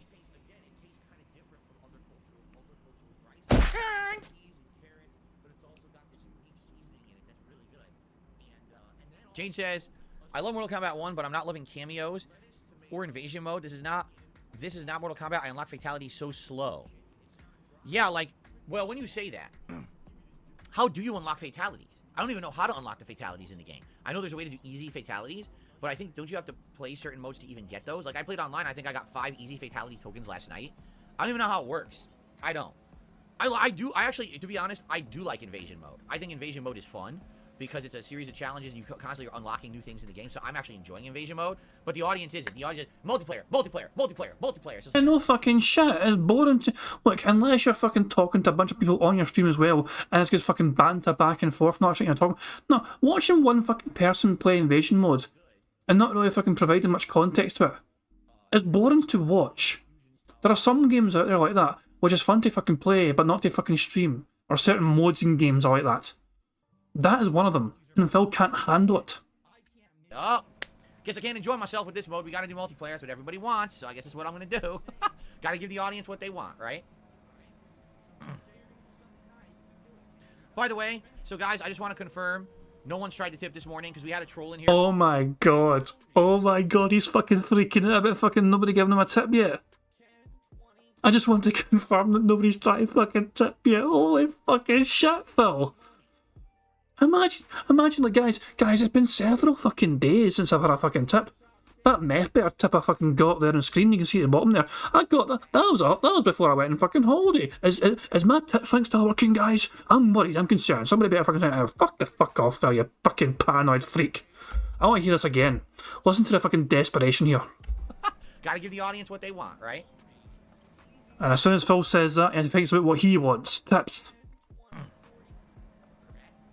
By the way, so guys, I just want to confirm, no one's tried to tip this morning because we had a troll in here claiming that tipping wasn't working, but then I clicked on it and it seems like it's working. But I just want to confirm, no one's tried to tip and had an issue, correct? I know we have regulars in here, no one tried. It's fine, I'm not saying you have to try, I'm just saying I want to make sure. No, that's exactly what you're fucking saying, Phil. That's exactly what you're fucking implying. Look, if it didn't fucking work in person, no, here, no, so Phil, you damn well know for absolute fucking certainty that if the fucking regulars in your fucking stream chat tried to fucking tip you already and it didn't work, they too would have spoken up and told you about it in stream chat.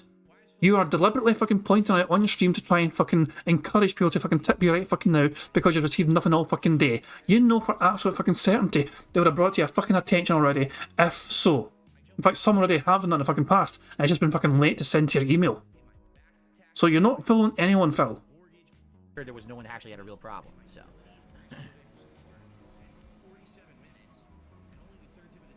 I think invasion mode is fun. It's unique maps. Yes, it's repetitive with the amount of combat, but you get to try various different characters and different cameos. I like that there's little gimmicks and secret fights and things, and you unlock. I like the amount of customizables I'm unlocking. I got a cool new outfit for Raiden that I used last night, the hat and everything. That was really nice that I got that through invasion mode. You know, I never would have had that if I hadn't played invasion mode. So I was very pleased. Oh, Jade says, once you level up your characters to level 14, then you unlock the other things like fatalities. I see. Interesting. Lady Charisma said the thing with the arcade 1-ups, when they first started, they were so much cheaper. Nowadays, they're just overpriced junk. No, exactly right. That's exactly right. They started out probably lower price, but now, I'm serious, like a new cabinet's anywhere from $500 to $800. That thing ain't worth $200. It's not. They're complete ripoffs.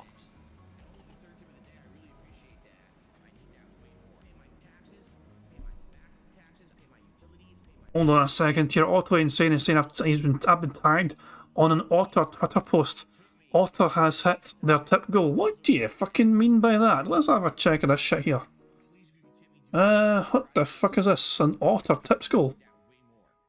They is refusing to sell me fish. Alright, hold on.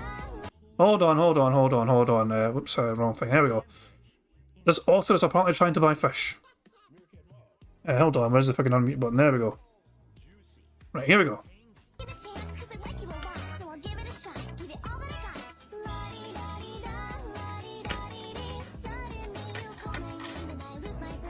Look at his wee fucking fingers and such shit.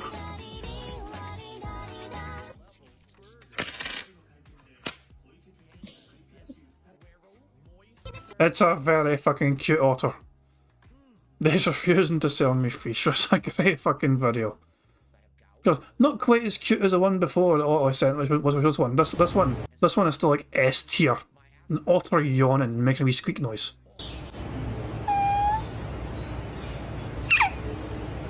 I mean, that's just like, you know, ridiculous. We do have the cams, so hold on, I'll make that fucking full screen. Where are these wee bastards? I'm gonna go live. The thing fucking froze. Let me refresh about something. Well, no sign of the otter, but there's one there. There's one there. Oh. Hold up.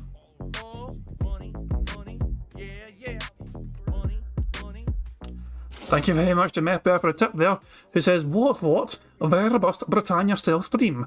I give it 5 Jammy Dodgers out of however many come in a pack. It's usually like fucking 12 or 14. Highlander was the greatest movie about Scotland ever. There you fucking go. Thank you very much, Meth Bear, for the tip. I do appreciate it. Thank you very much. Where's the fucking otters gone? These ones usually have fucking tons of them fucking going back and forth like mental. This one, we've got one like chilling out in the very top left here. I guess we'll just stick to the wee tweet. Or this wee guy. The cutest wee guy ever. That wee squeak, man. That wee fucking squeak still fucking just... It's too good. Anyway, you know. That's enough detoxing. We've managed to fucking, you know, kind of get away from Phil's toxicity for a little while there. It was nice, you know, the wee otter break. And thank you very much, Meth Bear, for the tip as well. Let's get back to Phil and his fucking nonsense, you know, stolen for tips, hoping for fucking someone to give him money. Prophet says he pieced it for 20 minutes. What did he miss? Phil has not got any tips. And then he asked his audience he actually fucking told his audience, guys, are you sure that tipping's not working? So he's desperate. He's desperately trying to bait tips from his audience right now. So I think he's going to get some very soon because, well, it's DSP, and he's blatantly fucking telling his audience, is the tips thing working?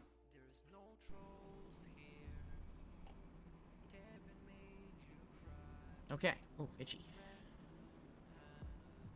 What else would you guys like to talk about today?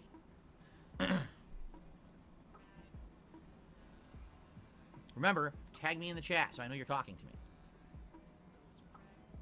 No, see, Well, I'm going to kind of say the same thing. If I'm missing anything on this card, I know it's kind of hard to hear sometimes because Phil's volume levels are all over the fucking place right now. They're really low. If I miss anything on the bingo stuff, please tag me and let me know.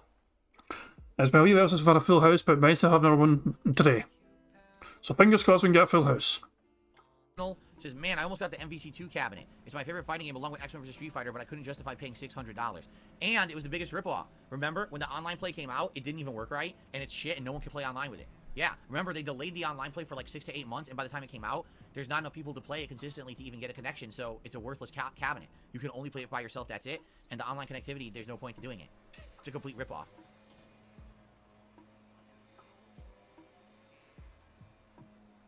Oh yeah, Prophet. Yes, I forgot. I definitely like the combat. In case you're wondering what the fucking noise is in the background, Phil was too hot, so I had to open his windows. The landscapers are still outside, so you can blatantly hear the lawnmowers going off, not a shit. And the leaf blowers, not crap. But yeah, Phil was too hot, so I had to open his windows because it was just getting too hot for him. So you get to fucking hear the noise of the fucking gardeners, not shit, doing their work in the background, while you're trying to hear Phil as well. Yes, I definitely like the combat of Lies of P much better than Wolong. For sure, I like it better than Wolong.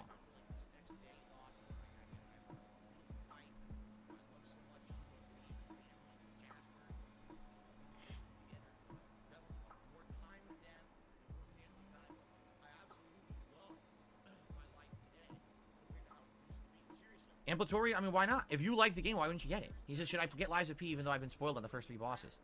If you like the game, why wouldn't you get it, right? Yes, we all know MK1 looks like shit on the Switch. I already talked about that days ago. That's no one should buy it. When am I going to get Ralph Lauren polos? Yes, I'm going to buy lots of Ralph Lauren apparel for sure. For sure. No, as the weather cools down, all right? For the fall, if the weather stays cool, which it should, I'm probably going to get some longer sleeve shirts that I can wear on streams. You know, right now I'm wearing these short sleeve shirts for the summer. But, you know, in the next month or two, when the temps dip even further and I leave the window open, it's nice and cool in here, I can wear long sleeve shirts, which I likely will do. I like long sleeve shirts. I have a few button downs now, but I might look for cheaper ones too and add them to my wardrobe and have more variety of stuff to wear on streams rather than just t-shirts. Because I'll probably retire the summertime shirts once it gets cooler. Yesterday was a really slow day for me on stream. Kaden Kirk says, it looks so bad, you wonder how it made it to market. Again, he's talking about MK1 on Switch. I'm not, are you, why? Why are you surprised? People continuously buy the worst versions of games on Switch just because they only have a Switch. So they will continue to pump out horrible versions of games as long as people keep buying. If the game sells poorly, then they won't make it for Switch. But that's the thing, is people just keep spending, so why would they stop, right? Am I open to playing more Souls-like games in the future if they have a promise like Lies of P? Lies of P is a unique situation. It's on Game Pass. I had absolutely no risk whatsoever in trying it, and it just so happens to be the best one. I played Wolong, far inferior, and I bought that fucking thing. No, actually, that one was on Game Pass too, wasn't it? Yeah, it was. I'm ass. And that one sucked ass, right? I saw people play Thymesia. I saw people play that other one that was like a bunch of robots and shit. They sucked ass. They were terrible games. You know, I've seen these other games like, you know, this was the rarity. This was like the exception to the rule for me, so. No, I never fought the Dream Devourer secret boss in Chrono Trigger because that doesn't exist in the original game. So if you're saying that there's a secret boss, they never existed in the original SNES game, so I never fought them. The fuck happened to his eyes there? Something strange happened to his fucking eyes there. The original SNES game, so I never fought them. Yeah, I mean, so he had a dust in his eyes or something. This motherfucker is so fucking boring.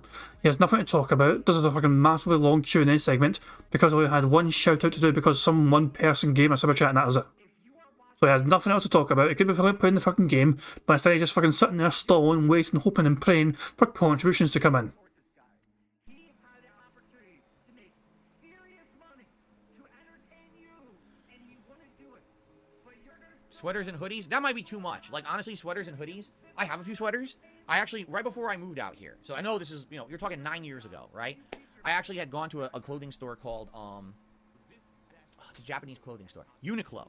And at Uniqlo, I lived in Connecticut. It was very cold in Connecticut. So I would actually I bought like nice long sleeve shirts, but sweaters and things. Like I had like a nice cashmere sweater and a wool sweater that I bought from this Uniqlo store.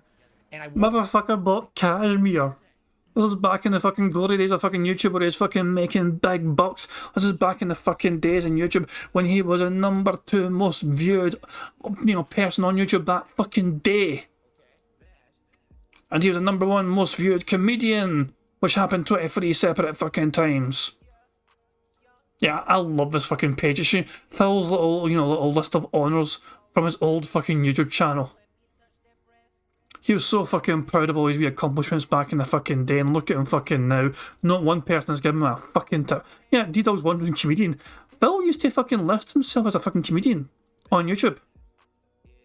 I think it was the only category it would make sense to him at the time. I don't think there was actually literally... I don't know what categories there were back in the fucking day. But Phil had himself down as a comedian. And I guess people, it is fun. We laugh at him on a fucking daily basis. We also want to fucking punch him in the fucking face on a daily fucking basis, but yeah, it's there you fucking go. It's fucking hilarious. It's so fucking funny. I mean, Phil's funny to laugh at, but not with. Oh look, Phil got our super chat and he fucking loved it. The stream saved, guys. Phil got more contributions. For them maybe a few times when I lived in Connecticut, and then when I moved out here, there was no need for them anymore. Why? Because here we have moderate weather. It's never really too cold, and it's never really too hot. Now, in the 9 years I've lived here, that has changed. We actually have more and more hot days every year because of global warming. So that has kind of changed. But as for colder weather, we don't really get that much. Is this motherfucker really fucking having a go about fucking things getting warmer because of global warming, while sitting in his tiny wee office with like fucking 20 electronic devices all going at the same fucking time? I'm just saying, he's bitching and whining in the morning about global warming, but what the fuck is Phil doing to try and fucking tackle that himself? Absolutely fucking nothing. He'll fucking DoorDash all the fucking time when he's fucking unrecyclable containers and all that shit. Fuck off, Phil. Stop fucking pretending you're fucking going to do something about global warming. Maybe a couple weeks a year do we have weather even cold enough for snow, but for the most part, it's never really that cold. And the other thing you got to understand is I'm always in this office, and this office at any given moment has a PC, 2 monitors, speakers, this laptop, multiple game consoles, this TV, other equipment, all running. It's always ambiently much warmer in this office than it is in the rest of the house. I love how you just fucking proved my fucking point. That shit is always on all the fucking time. Now he fucking wonders why that tiny little room gets so fucking warm. The shit never gets turned off. Right now, if I walk into my hallway, it'll dip 10 to 15 degrees. That's how it always is. So, I never really had need for heavy clothing. I don't think if I wore a sweater in this office, I'd probably feel incredibly hot and uncomfortable. And it sucks, because like I said, I actually have nice stuff. I have sweaters and things I could wear, and I would never probably be able to wear it. I'd be too hot. So, that's why you never see me with that stuff. All right, I received a tip, so apparently tipping is working. Hooray! Everyone, Phil's fucking desperation, please make sure my tip thing is working. Thing worked. I get a $10 tip. Someone says, this is my first time watching you live. It's fun to see an active and friendly community. I'm going to sub. Well, thank you so much. Oh, fucking, what sock account is that? Who in the fuck was that? An anonymous person. So, hold on. This is somebody's first fucking time there in that stream. But, amazingly, even though they know it's their very first time fucking there, and it's the very first experience of being on Phil's stream, they know to have their name anonymous. Because apparently if you don't have an anonymous name, these mentally ill motherfucking detractors will fucking come after you and stalk you and all that shit. For the $10 tip to the anonymous tipper and apparently the new subscriber. Thank you so much. So now I can guarantee you right fucking now, that is not a new subscriber, that is not a new person finding Phil for the fucking first time. There is no way that person would fucking spend $10 if a brand fucking new. They would not have fucking left their name anonymous. Nice try, sock account person. if you subscribe, you'll be able to talk within 24 hours in the chat. Sadly, I need that. There's no way to have it not be like that. Some people ask, why do you have sub-only mode to talk? Because once we had sub-only mode off, it was non-stop bots and troll accounts coming in here with absolutely disgusting things, saying racial things, sexual things, really nasty stuff, doxing people, and it was just a nightmare. So once we got sub-only in place, we turned that on. Pretty much we have it under control. Every once in a while, you get an idiot who comes in here with a couple bot accounts. We get rid of them. It's not a big deal, and then we're on to business as usual. So my apologies to the newcomer. Thank you so much for that support. I really appreciate that. And I won't be here tomorrow, but I'll be back Friday with Lives of P, as well as Street Fighter 6. So I hope that you'll join me on Friday for the streams. You'll be able to talk in the chat at that point. So there you go. What's up, Juan? How are you today? Hooray, if I can have one more thing to tick off. Phil said, there you go. Burger. Fantastic. 5 in a row. That's concerning. Somehow, some way, Phil has still not said the words day off, at least not as far as I'm aware. So we have 1, 2, 3, 4, 5, 6. We have 8 more to go for a full house.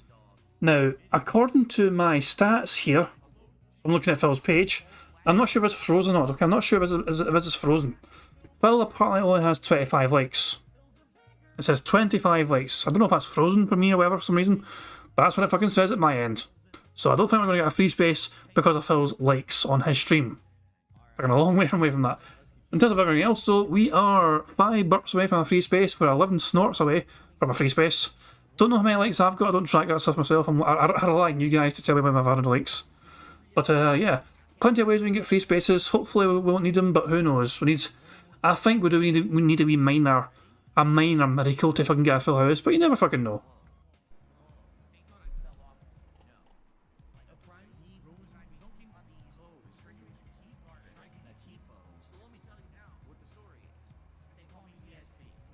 $16 years? What do you mean, Canadian Kirk? What is 16 years exactly? Too old for Derek.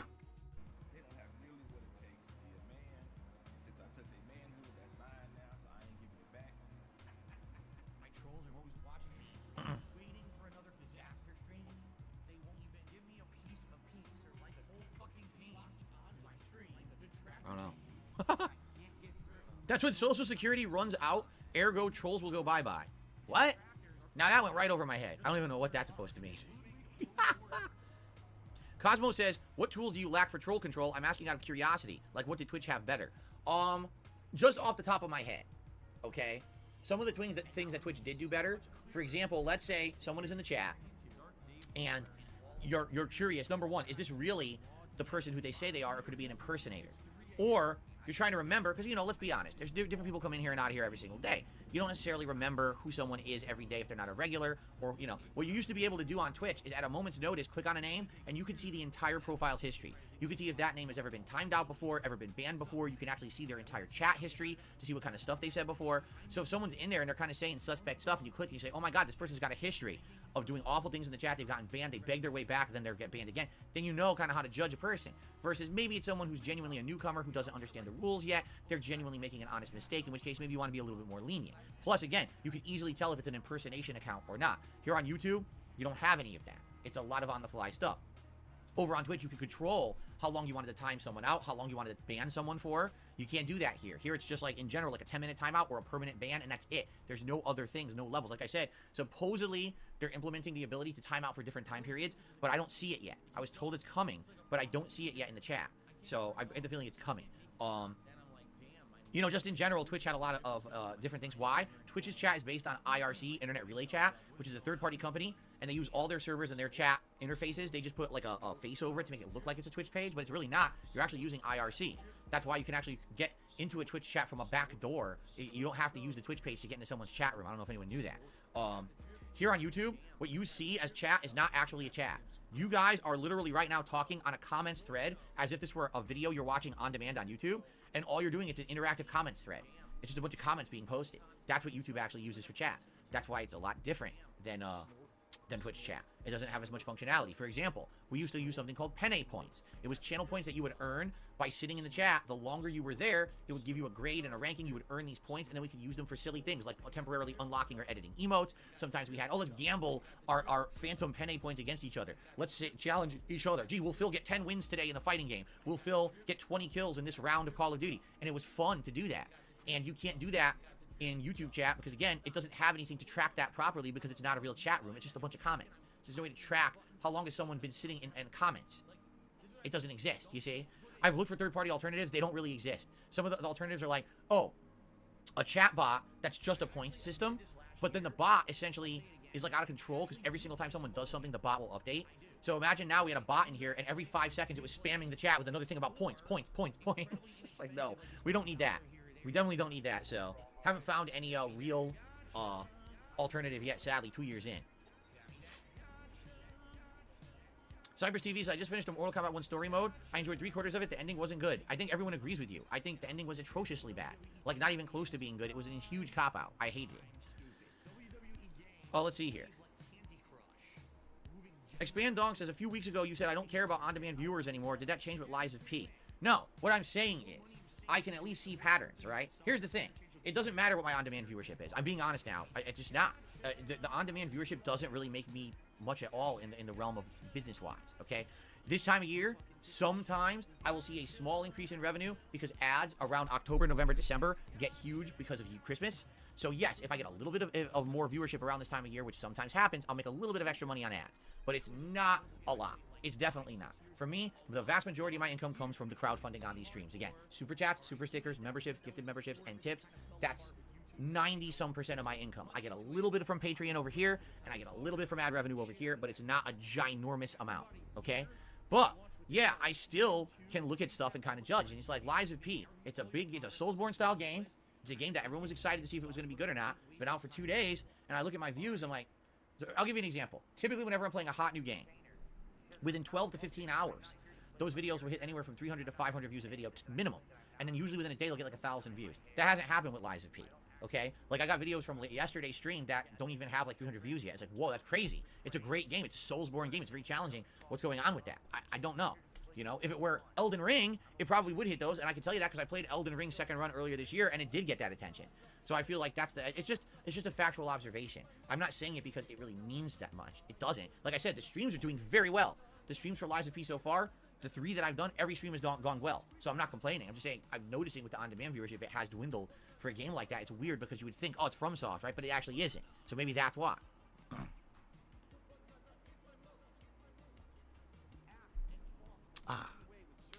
No, I'm not playing Borderlands 2 again. Why on earth would I do that?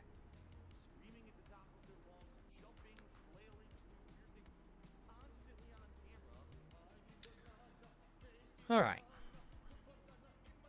The Hated One says, you rag on YouTube all the time. Without them, you wouldn't have a platform to support your family. That's correct. So are you saying that just because you work with something that you should never actually give it constructive criticism? What's constructive about fucking telling them they're fucking awful? You're not fucking telling them how to do things better. All you're fucking doing is telling them what they're doing fucking wrong.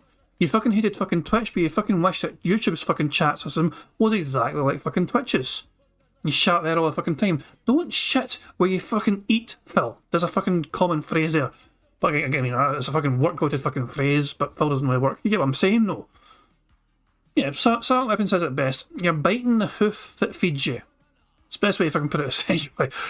But it's fucking ridiculous. So, like, Phil doesn't actually offer an alternative. He doesn't fucking tell how things could get better. All he does is bitch and whine about why things are worse. There is no... What's constructive about Phil fucking saying, YouTube fucking take forever to fucking do shit? And? What are you talking about? So you should never ever validly criticize anything because God forbid that they actually do something positive for you, right? You have to understand something about YouTube, okay? YouTube will only get better when people give it constructive criticism. If you just let them say, just get away with everything, do whatever you want, it can only get worse.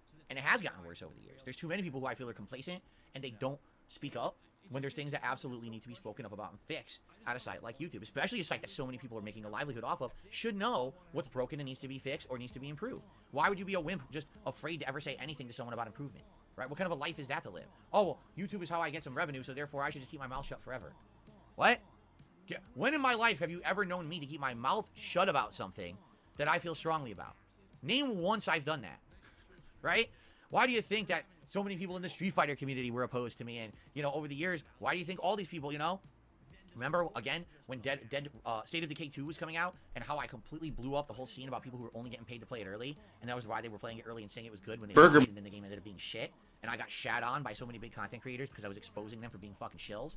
I mean, I've only done this forever. So if you don't know who I am yet 15 years in, I think maybe you should do a little bit of research. You know what I mean? But, sorry, I think that I definitely should have the ability to state my mind on things as long as it's not just shitting for shitting's sake. That is exactly what you do fucking do though, Phil.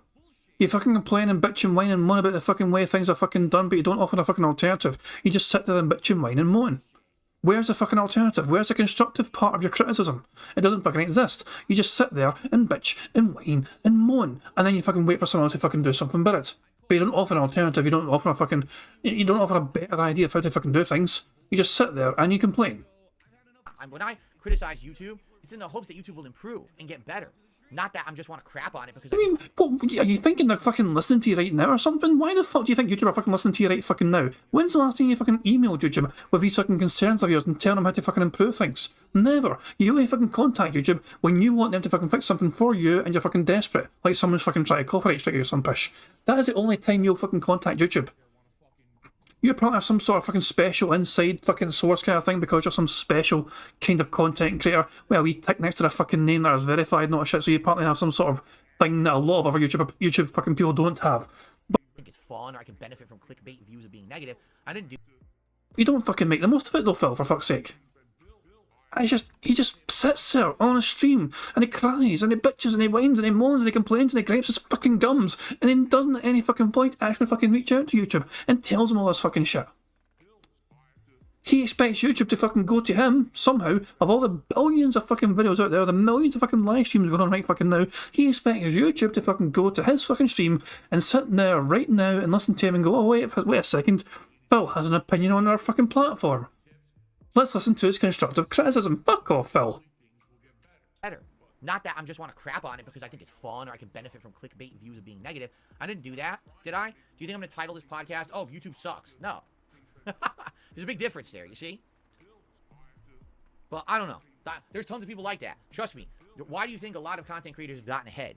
They're the ones that say everything positive about everything that benefits them, and they keep their mouth shut about everything else. And therefore, they become the chosen people who will always get paid promotions for every piece of content they put out. And they're the ones who everyone wants to put out on special events and fly them out to promote games because all they do is kiss ass. I'm the antithesis of that, all right? That's why I don't get those opportunities because I don't give a fuck about them.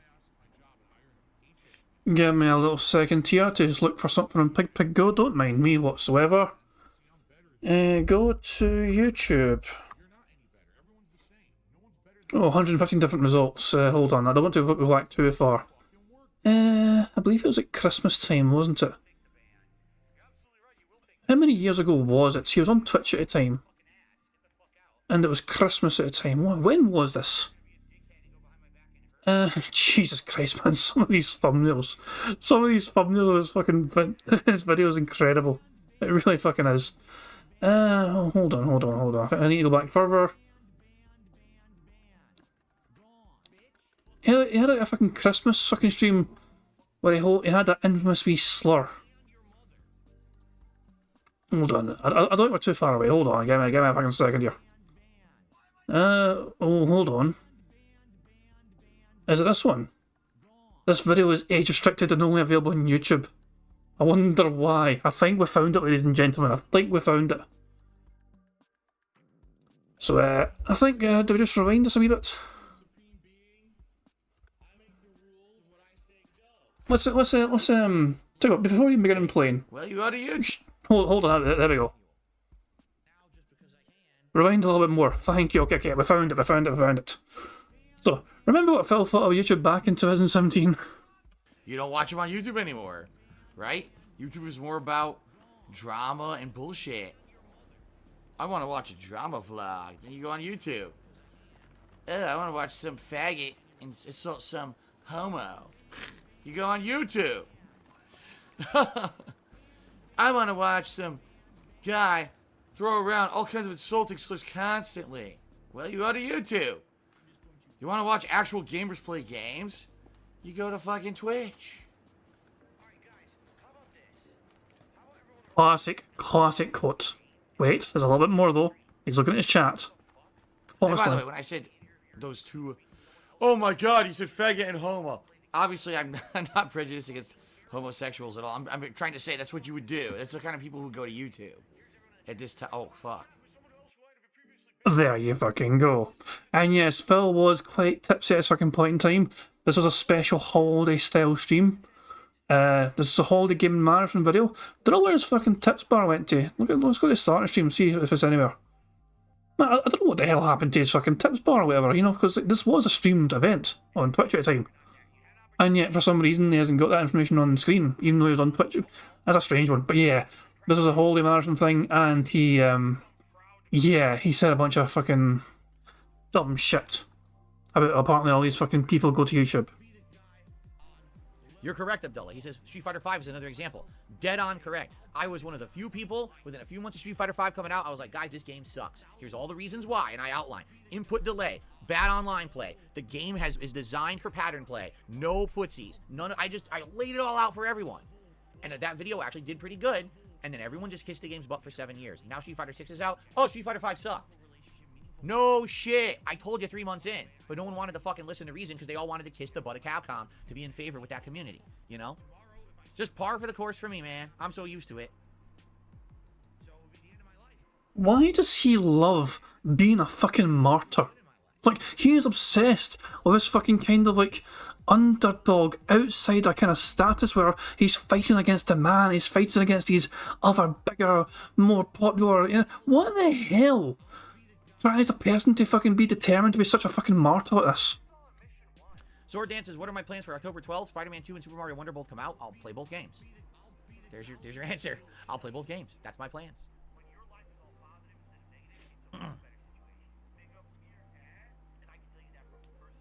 What'll be tough is because you know there's going to be games from right the week or two before then that I'll still be playing. That's going to be rough, juggling all that stuff.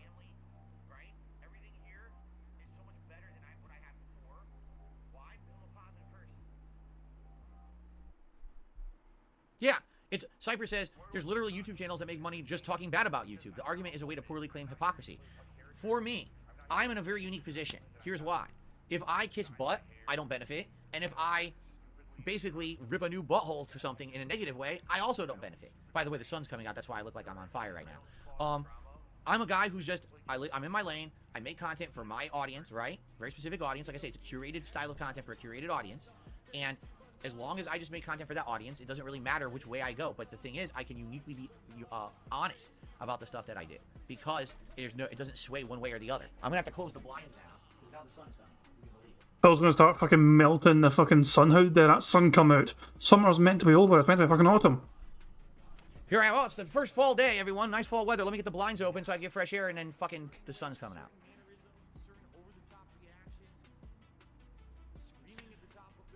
Excuse me. Okay. Anyway.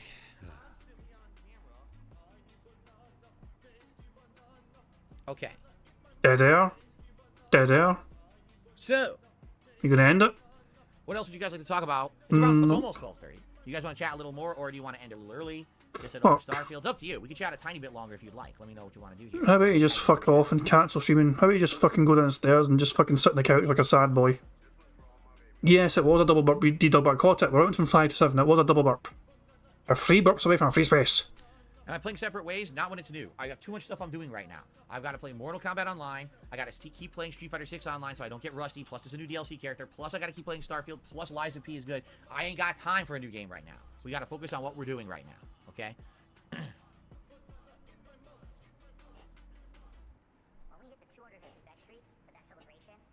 What is my ultimate dipping condiment? I don't have one.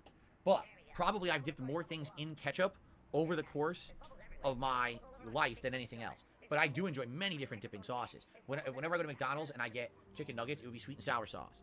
Typically, if I go to another place, I usually get barbecue sauce. But fries, I almost always dip fries in ketchup. I know a lot of people like Thousand Island or even ranch or other things for fries. Nah, for me, it's always ketchup. That's like my go-to. Devin just did a super chat. Says, what's your take on the WGA strikes bleeding the games? Man, I don't know what's going to happen there. I know. It's pretty crazy to think that voice actors and mocap actors are basically going to completely freeze game production. But then again, we've been talking about this for years. That it seems like when it comes to voice actors and mocap actors for video games, they're just not treated equally with those who are in movies and TV. Which makes no sense because video games are a bigger entertainment industry than movies and TV combined. So why is the industry that's bigger not treated equally? It doesn't seem to make sense, does it? So there, maybe it's time. Maybe it's time to start taking things way more seriously, right?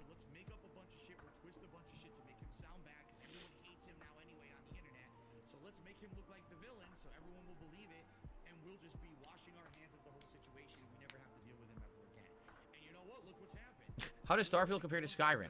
I've already explained. The things that Bethesda does well, Starfield does very well. The things that Bethesda does poorly, like new stuff, you know, the space travel, building your ship, that stuff sucks. But its questing is top, absolutely top when it comes to this style of game. So if you like that kind of RPG questing, you want to check it out, you know?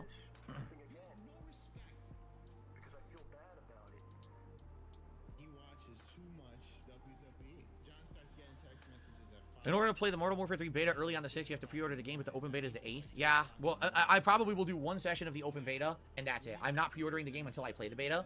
Much like with previous Call of Duties, it's too much of the same. So when that open beta is available, let me know like a day or two ahead. We will do a stream of it. I promise. I want to play it to judge, and we'll judge based off the beta if it's something I want to get or not. Right now, I'm totally not sold on it whatsoever. So. I actually admitted this last year. I'll say it again. I actually do play some House of Knights. I think Skyrim back in 2011 will blow Starfield away. I have over 100 hours in Starfield. I agree with you. The quests are great. Incredibly inexpensive. Like you spend $1 here or there to make progress. This one's for all my baby girls. Got me that gotcha. I love it. Got me that gotcha. Oh, come the fuck on. Say something. You boring dick.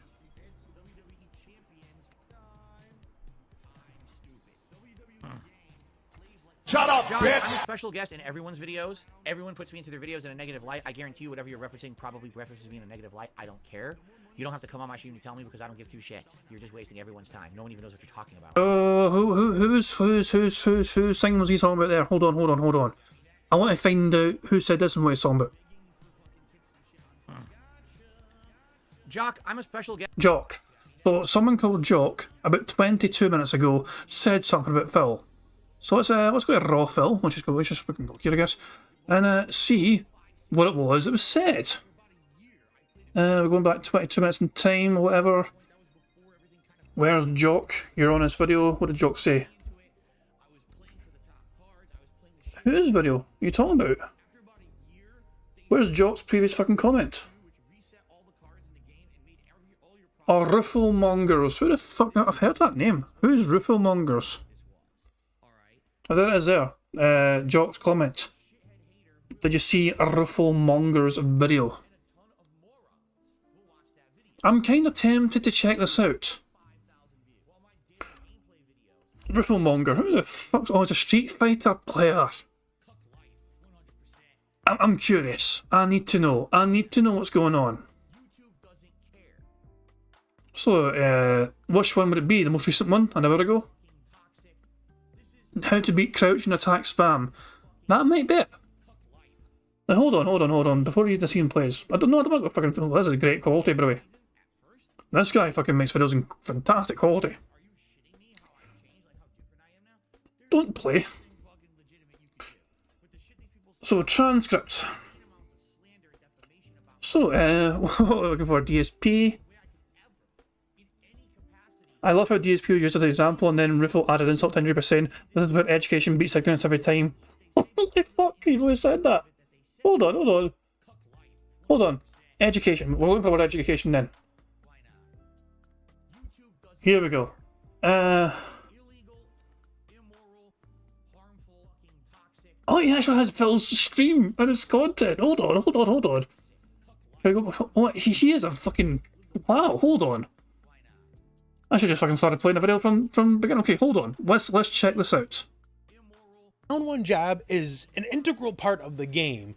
You do need to, if you want to get good at the game, know how. But I don't care about the fucking stream right now. Bingo can fucking wait. I want to see what this is like, alright? Let's see what Rifflemonger says and how he shows an example of this. How to both use it and how to avoid it. However, the issue is, if you don't know how to avoid it, how to deal with it, it can be difficult.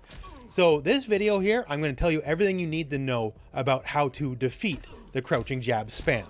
This is prompted by a couple things. One, some people have asked me for the guide, and secondly, meet Darkside Phil. So Phil has a lot of fighting game experience. He even made 4th at Evil once, and in his own words is the best North American Street Fighter player. And here he is absolutely suffering against the down one spam. Yeah, see, and he just jabs. He does a combo which you should be able to punish, then he just presses jab and interrupts your punish. Yeah, it sucks. This is why Mortal Kombat is terrible. Here you go, jab, free combo, and I can't punish. He can keep jabbing over and over, and I still can't punish. He can just mash. He can do combo, mash, combo. I can't punish anything he does. Oh, mash jab. So he gets safe combo on block, then gets the mash jab to interrupt it, and I can't punish it. So he can do mashed combos, and you can't punish the combo because he can mash jab after. So it's basically completely free. Okay. But I can't do that because my combos suck. I told you, Raiden actually is not good in this game. I knew he wasn't. I knew that he was too slow, so he's just mashing, and his buttons interrupt everything I do. So I can't do anything. Now, is it really all that bad? No, it really isn't. This is where education beats ignorance every day of the week. There's a fucking quote right there. Get fucked, Phil. Get fucked. Jesus Christ. I mean, we could keep watch. I mean, I imagine that's the only DSP reference in there. I don't think he's going to fucking talk anymore about DSP because the rest of the video is going to be fucking probably informative, not shit like how to fucking bypass this. I'm going to share a link to this video in the chat for you guys. If you guys want to check him out and look at it further and see what he says about how to fucking defeat that kind of fucking tactic or whatever, I will. But I have a feeling he's not going to mention DSP again. And he's going to fucking just try and help people and educate them on how to fucking get by this. But that's fucking quality stuff, man. That is outstanding stuff indeed. A Rufo Monger with a nice little low-key diss there. The intro with a special guest. He called that the intro in this description with a special guest of DSP. Oh my fucking god. So yeah, the link to that's in the chat if you guys are interested in checking out Rufo Monger's video. I'm so fucking glad I went for a fucking journey to D2 and look at that shit. Let's get on with the bingo. Actually, before we can get on the bingo, hold on. Somebody requested it, so it's the Otters. We're at the Vancouver Aquarium. It's a beautiful fucking day, and the Otters are out in full fucking force. How fucking beautiful are they? Where's our Monterey Bay ones? They're fucking slacking, I guess. No, there's one chilling right there having a grand wee time. They're okay, they're all good. But this one looks kind of better, though, just because of the rough waters. It looks like a very small pool, but yeah, the Otters look happy enough, going back and forth. There we go. Glorious stuff indeed. Right, back to Phil. Yes, in everyone's videos, everyone puts me into their videos in a negative light. I guarantee you whatever you're referencing probably references me in a negative light. I don't care.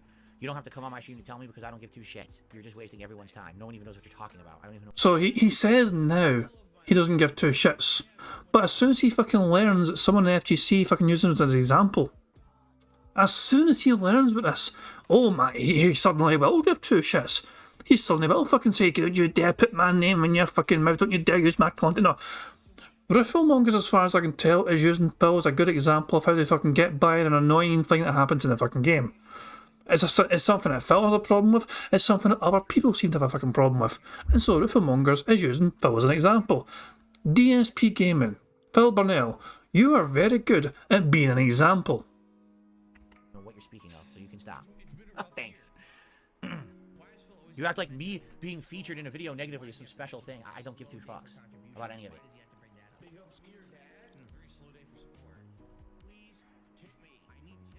It's not negative? Well, if I'm in a video and it's not negative, that's a rarity. That's actually a special featured rarity, because that never happens. I'm always featured in a negative way. So I can't imagine I'm in a video and it's not negative, but if it is... I mean, it kind of is a little bit fucking... It's funny. It's quite fucking funny. You're used as a fucking example. I mean, it isn't negative in the sense of, oh, look at this fucking moron. But you're used as an example of how to fucking get by something which you claim is impossible to get by. Wow. Shocking. Send the person flowers who made the video, who just said something not negative about me. I can't believe it. There you go.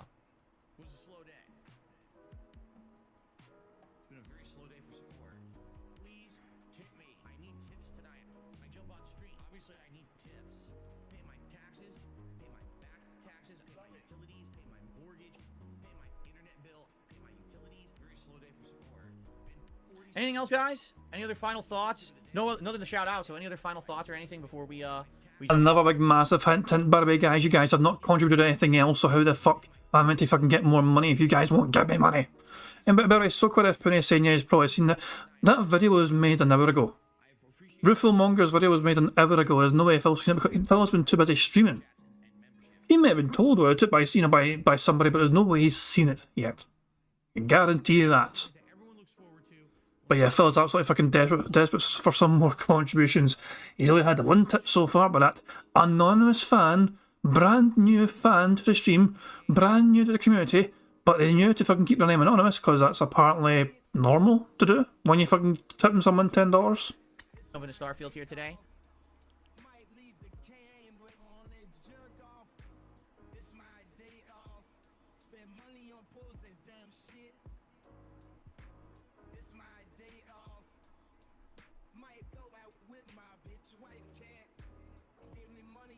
No, I'm not doing. I'm never playing Cyberpunk ever again. You can stop asking me that question. I've literally answered that question the same way for the past like 2 years. No, I'm never going back to ever play Cyberpunk. I have no desire to. It's a waste of time.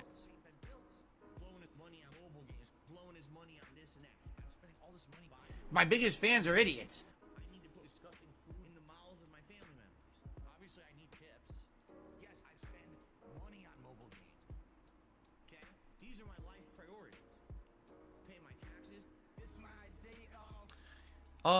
People keep asking me about Texas Chainsaw Massacre. Like I said, if people want to see it, I would recommend you nominate it for the Halloween Marathon. It is a Game Pass game after all. And if you want to see me try it out during the Halloween Marathon, I'd be okay with that. But, you know, there will be threads where you can nominate games for the Halloween Marathon the first week of October.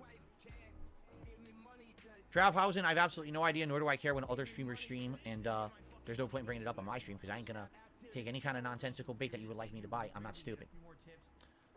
There you go.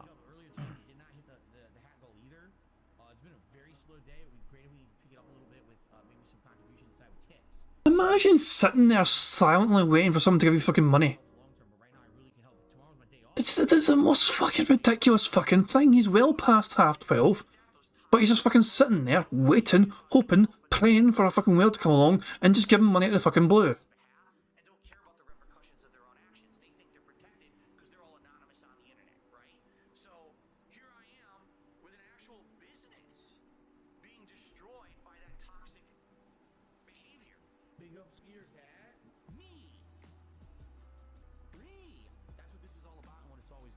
All right, I think it's time to end because no one's saying nothing. No one's asking me anything.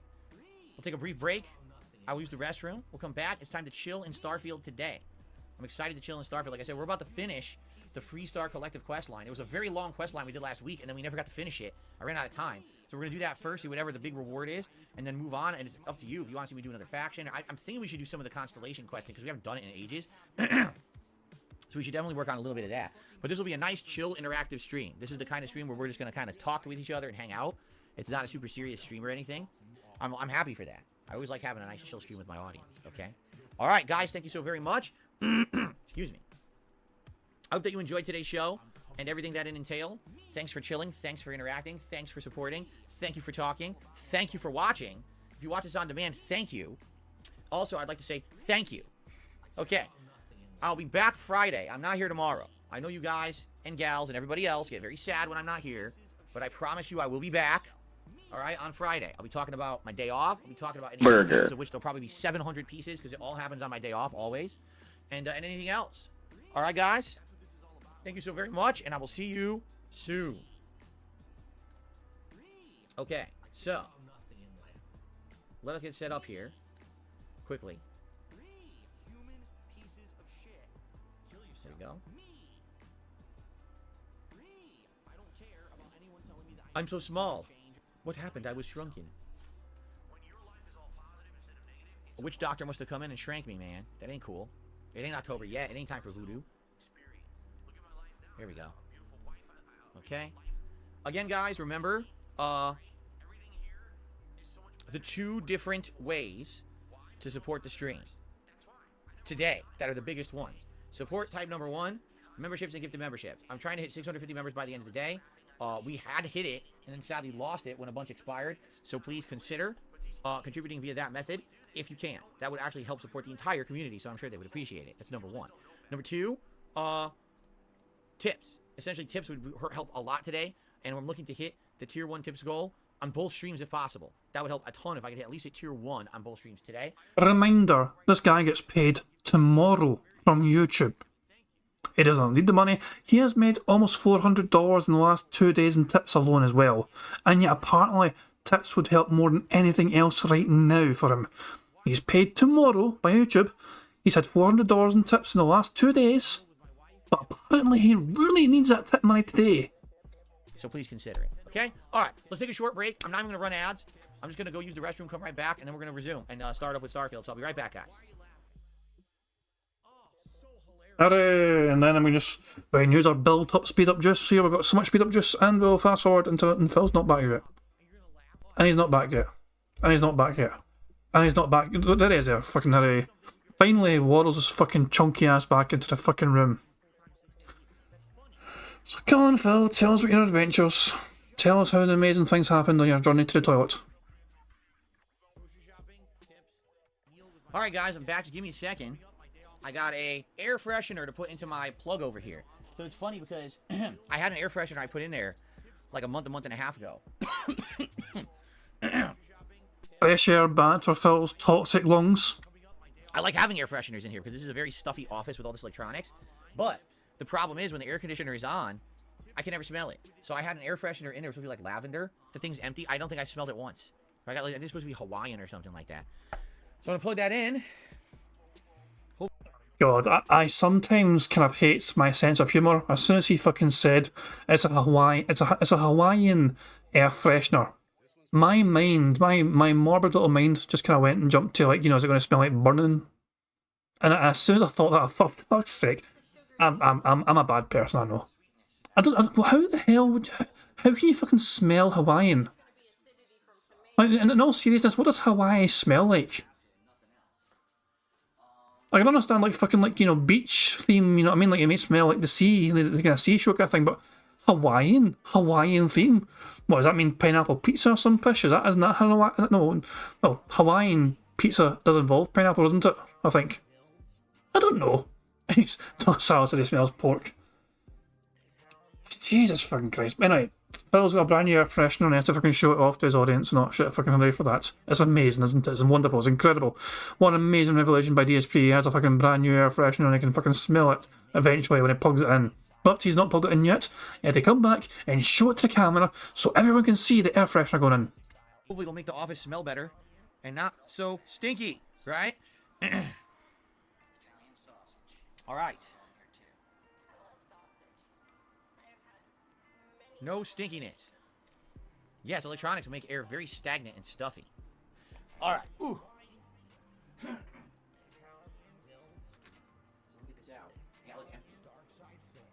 Delian F is wondering, why does his office stink? What?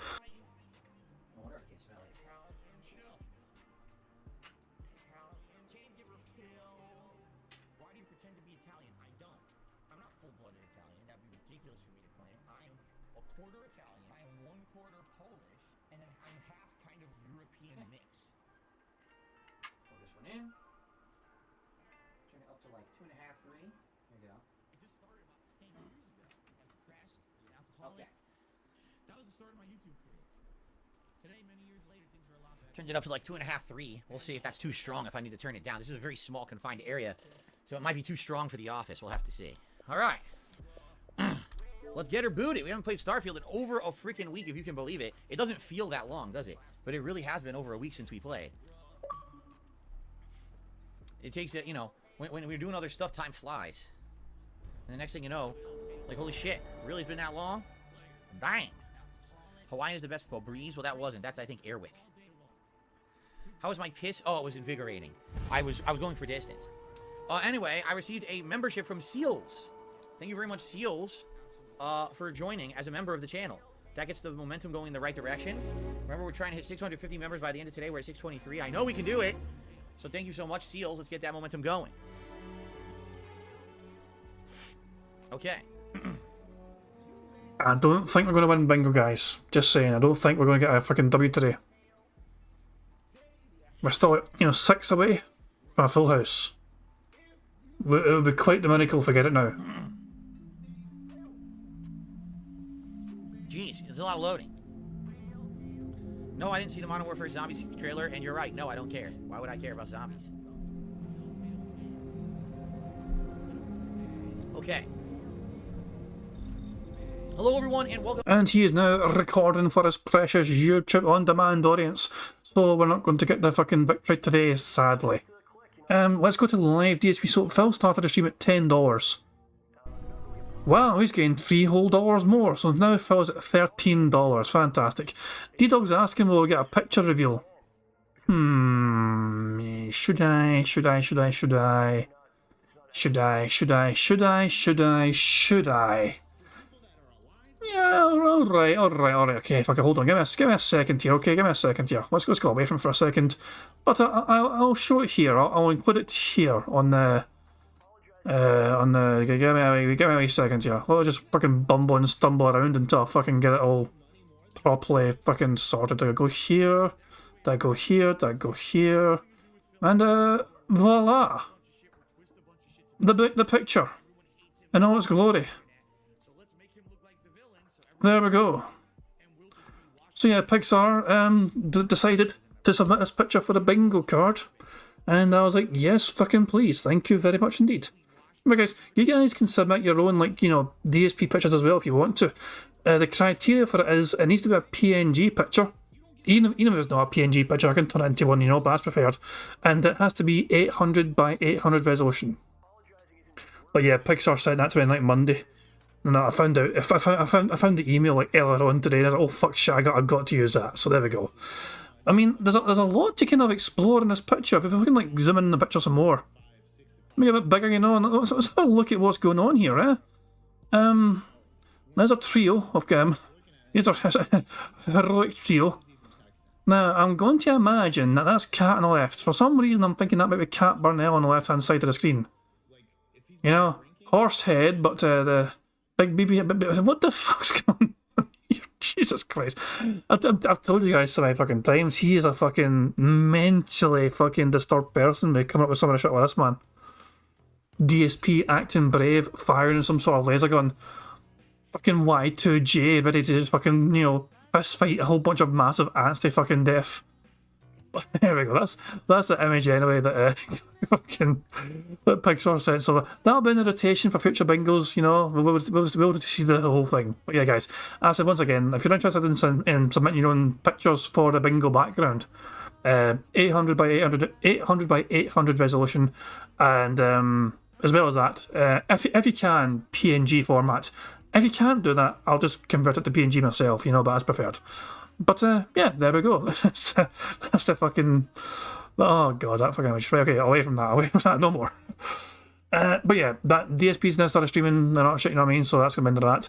Let's end things how we should always end things, with otters. This one's cute as all hell, look at it live. Nice, still pretty much there's one in the hole and there's one there as well. But we'll go to Vancouver, the Vancouver stream. You got active wee otters going back and forth. It looks like a beautiful day in Vancouver as well. There it is, right there in front of the screen. Beautiful stuff indeed. But guys, I'm going to wrap things up there, okay? Hope you all enjoyed the stream. Saturday it wasn't full house, it wasn't to be, but hey, there is always tomorrow, as the old saying goes. So guys, enjoy your day off from Phil's antics. Hope you all enjoy the rest of your Wednesday. Enjoy your Thursday. As I said, I've got a big day tomorrow. I'm best man at my best mate's wedding, you know what I mean? Big fucking day, so I'll be busy most of the day tomorrow about that, at the wedding, and then after summer and everything as well. I probably won't chat detractor content during the fucking day. That being said, I'm going to be live tomorrow, for example. I'll probably miss most of that. But of course, I'll be able to catch up on demand and all that shit. So there we go. and there's the fucking mentally twisted person in chat right now. Pixar Animations. We're just admiring your picture, you sick bastard. Jesus Christ. I fucking love his twisted me imagination, I know I do. I appreciate it though, Pixar, thank you very much for submitting that. We got to see a good chunk of it, you know what I mean, during the fucking bingo as well. No, shit. But yeah. Right guys, I'm off, you know what I mean. I'll be back on Friday for some more bingo antics and fun and games, but until then guys, hope you all enjoy yourselves, have a good one, enjoy Phil being away until like Friday or whatever. And yeah, I'm going to end how I always end things by playing Pixar Animations Notorious PIG Contributions, one of my favourite tunes ever, and a great wee video as well. So guys, have a good one. I'm out of here. Peace out. On September 14th, a pre-authorized payment of $16.51 from PayPal.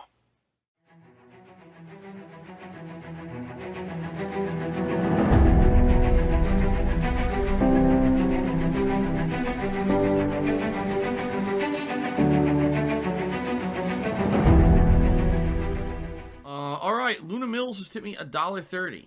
It says, I'm back. What's your favorite type of shower?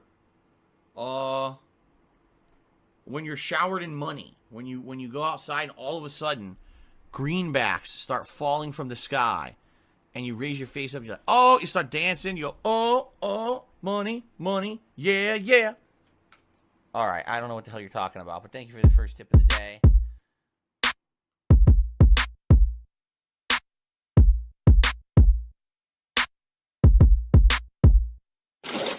Money, money, yeah, yeah. Money, money. Oh, money, money, yeah, yeah. Money, money. Money, money, yeah, yeah. Money, money. Oh, money, money, yeah, yeah. These contributions are mandatory. Money, money, yeah, yeah. Money, money. Oh, money, money, yeah, yeah. Money, money. Money, money, yeah, yeah. Money, money. Oh, money, money, yeah, yeah. These contributions are mandatory.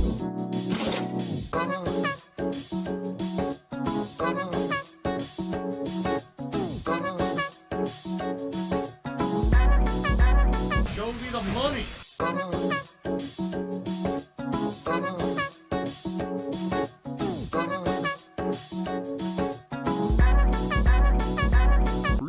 Money, money, yeah, yeah. Money, money. Oh, money, money, yeah, yeah. Money, money. Money, money, yeah, yeah. Money, money. Oh, money, money, yeah, yeah. These contributions are mandatory. And it's gone, just gone like that, in an instant.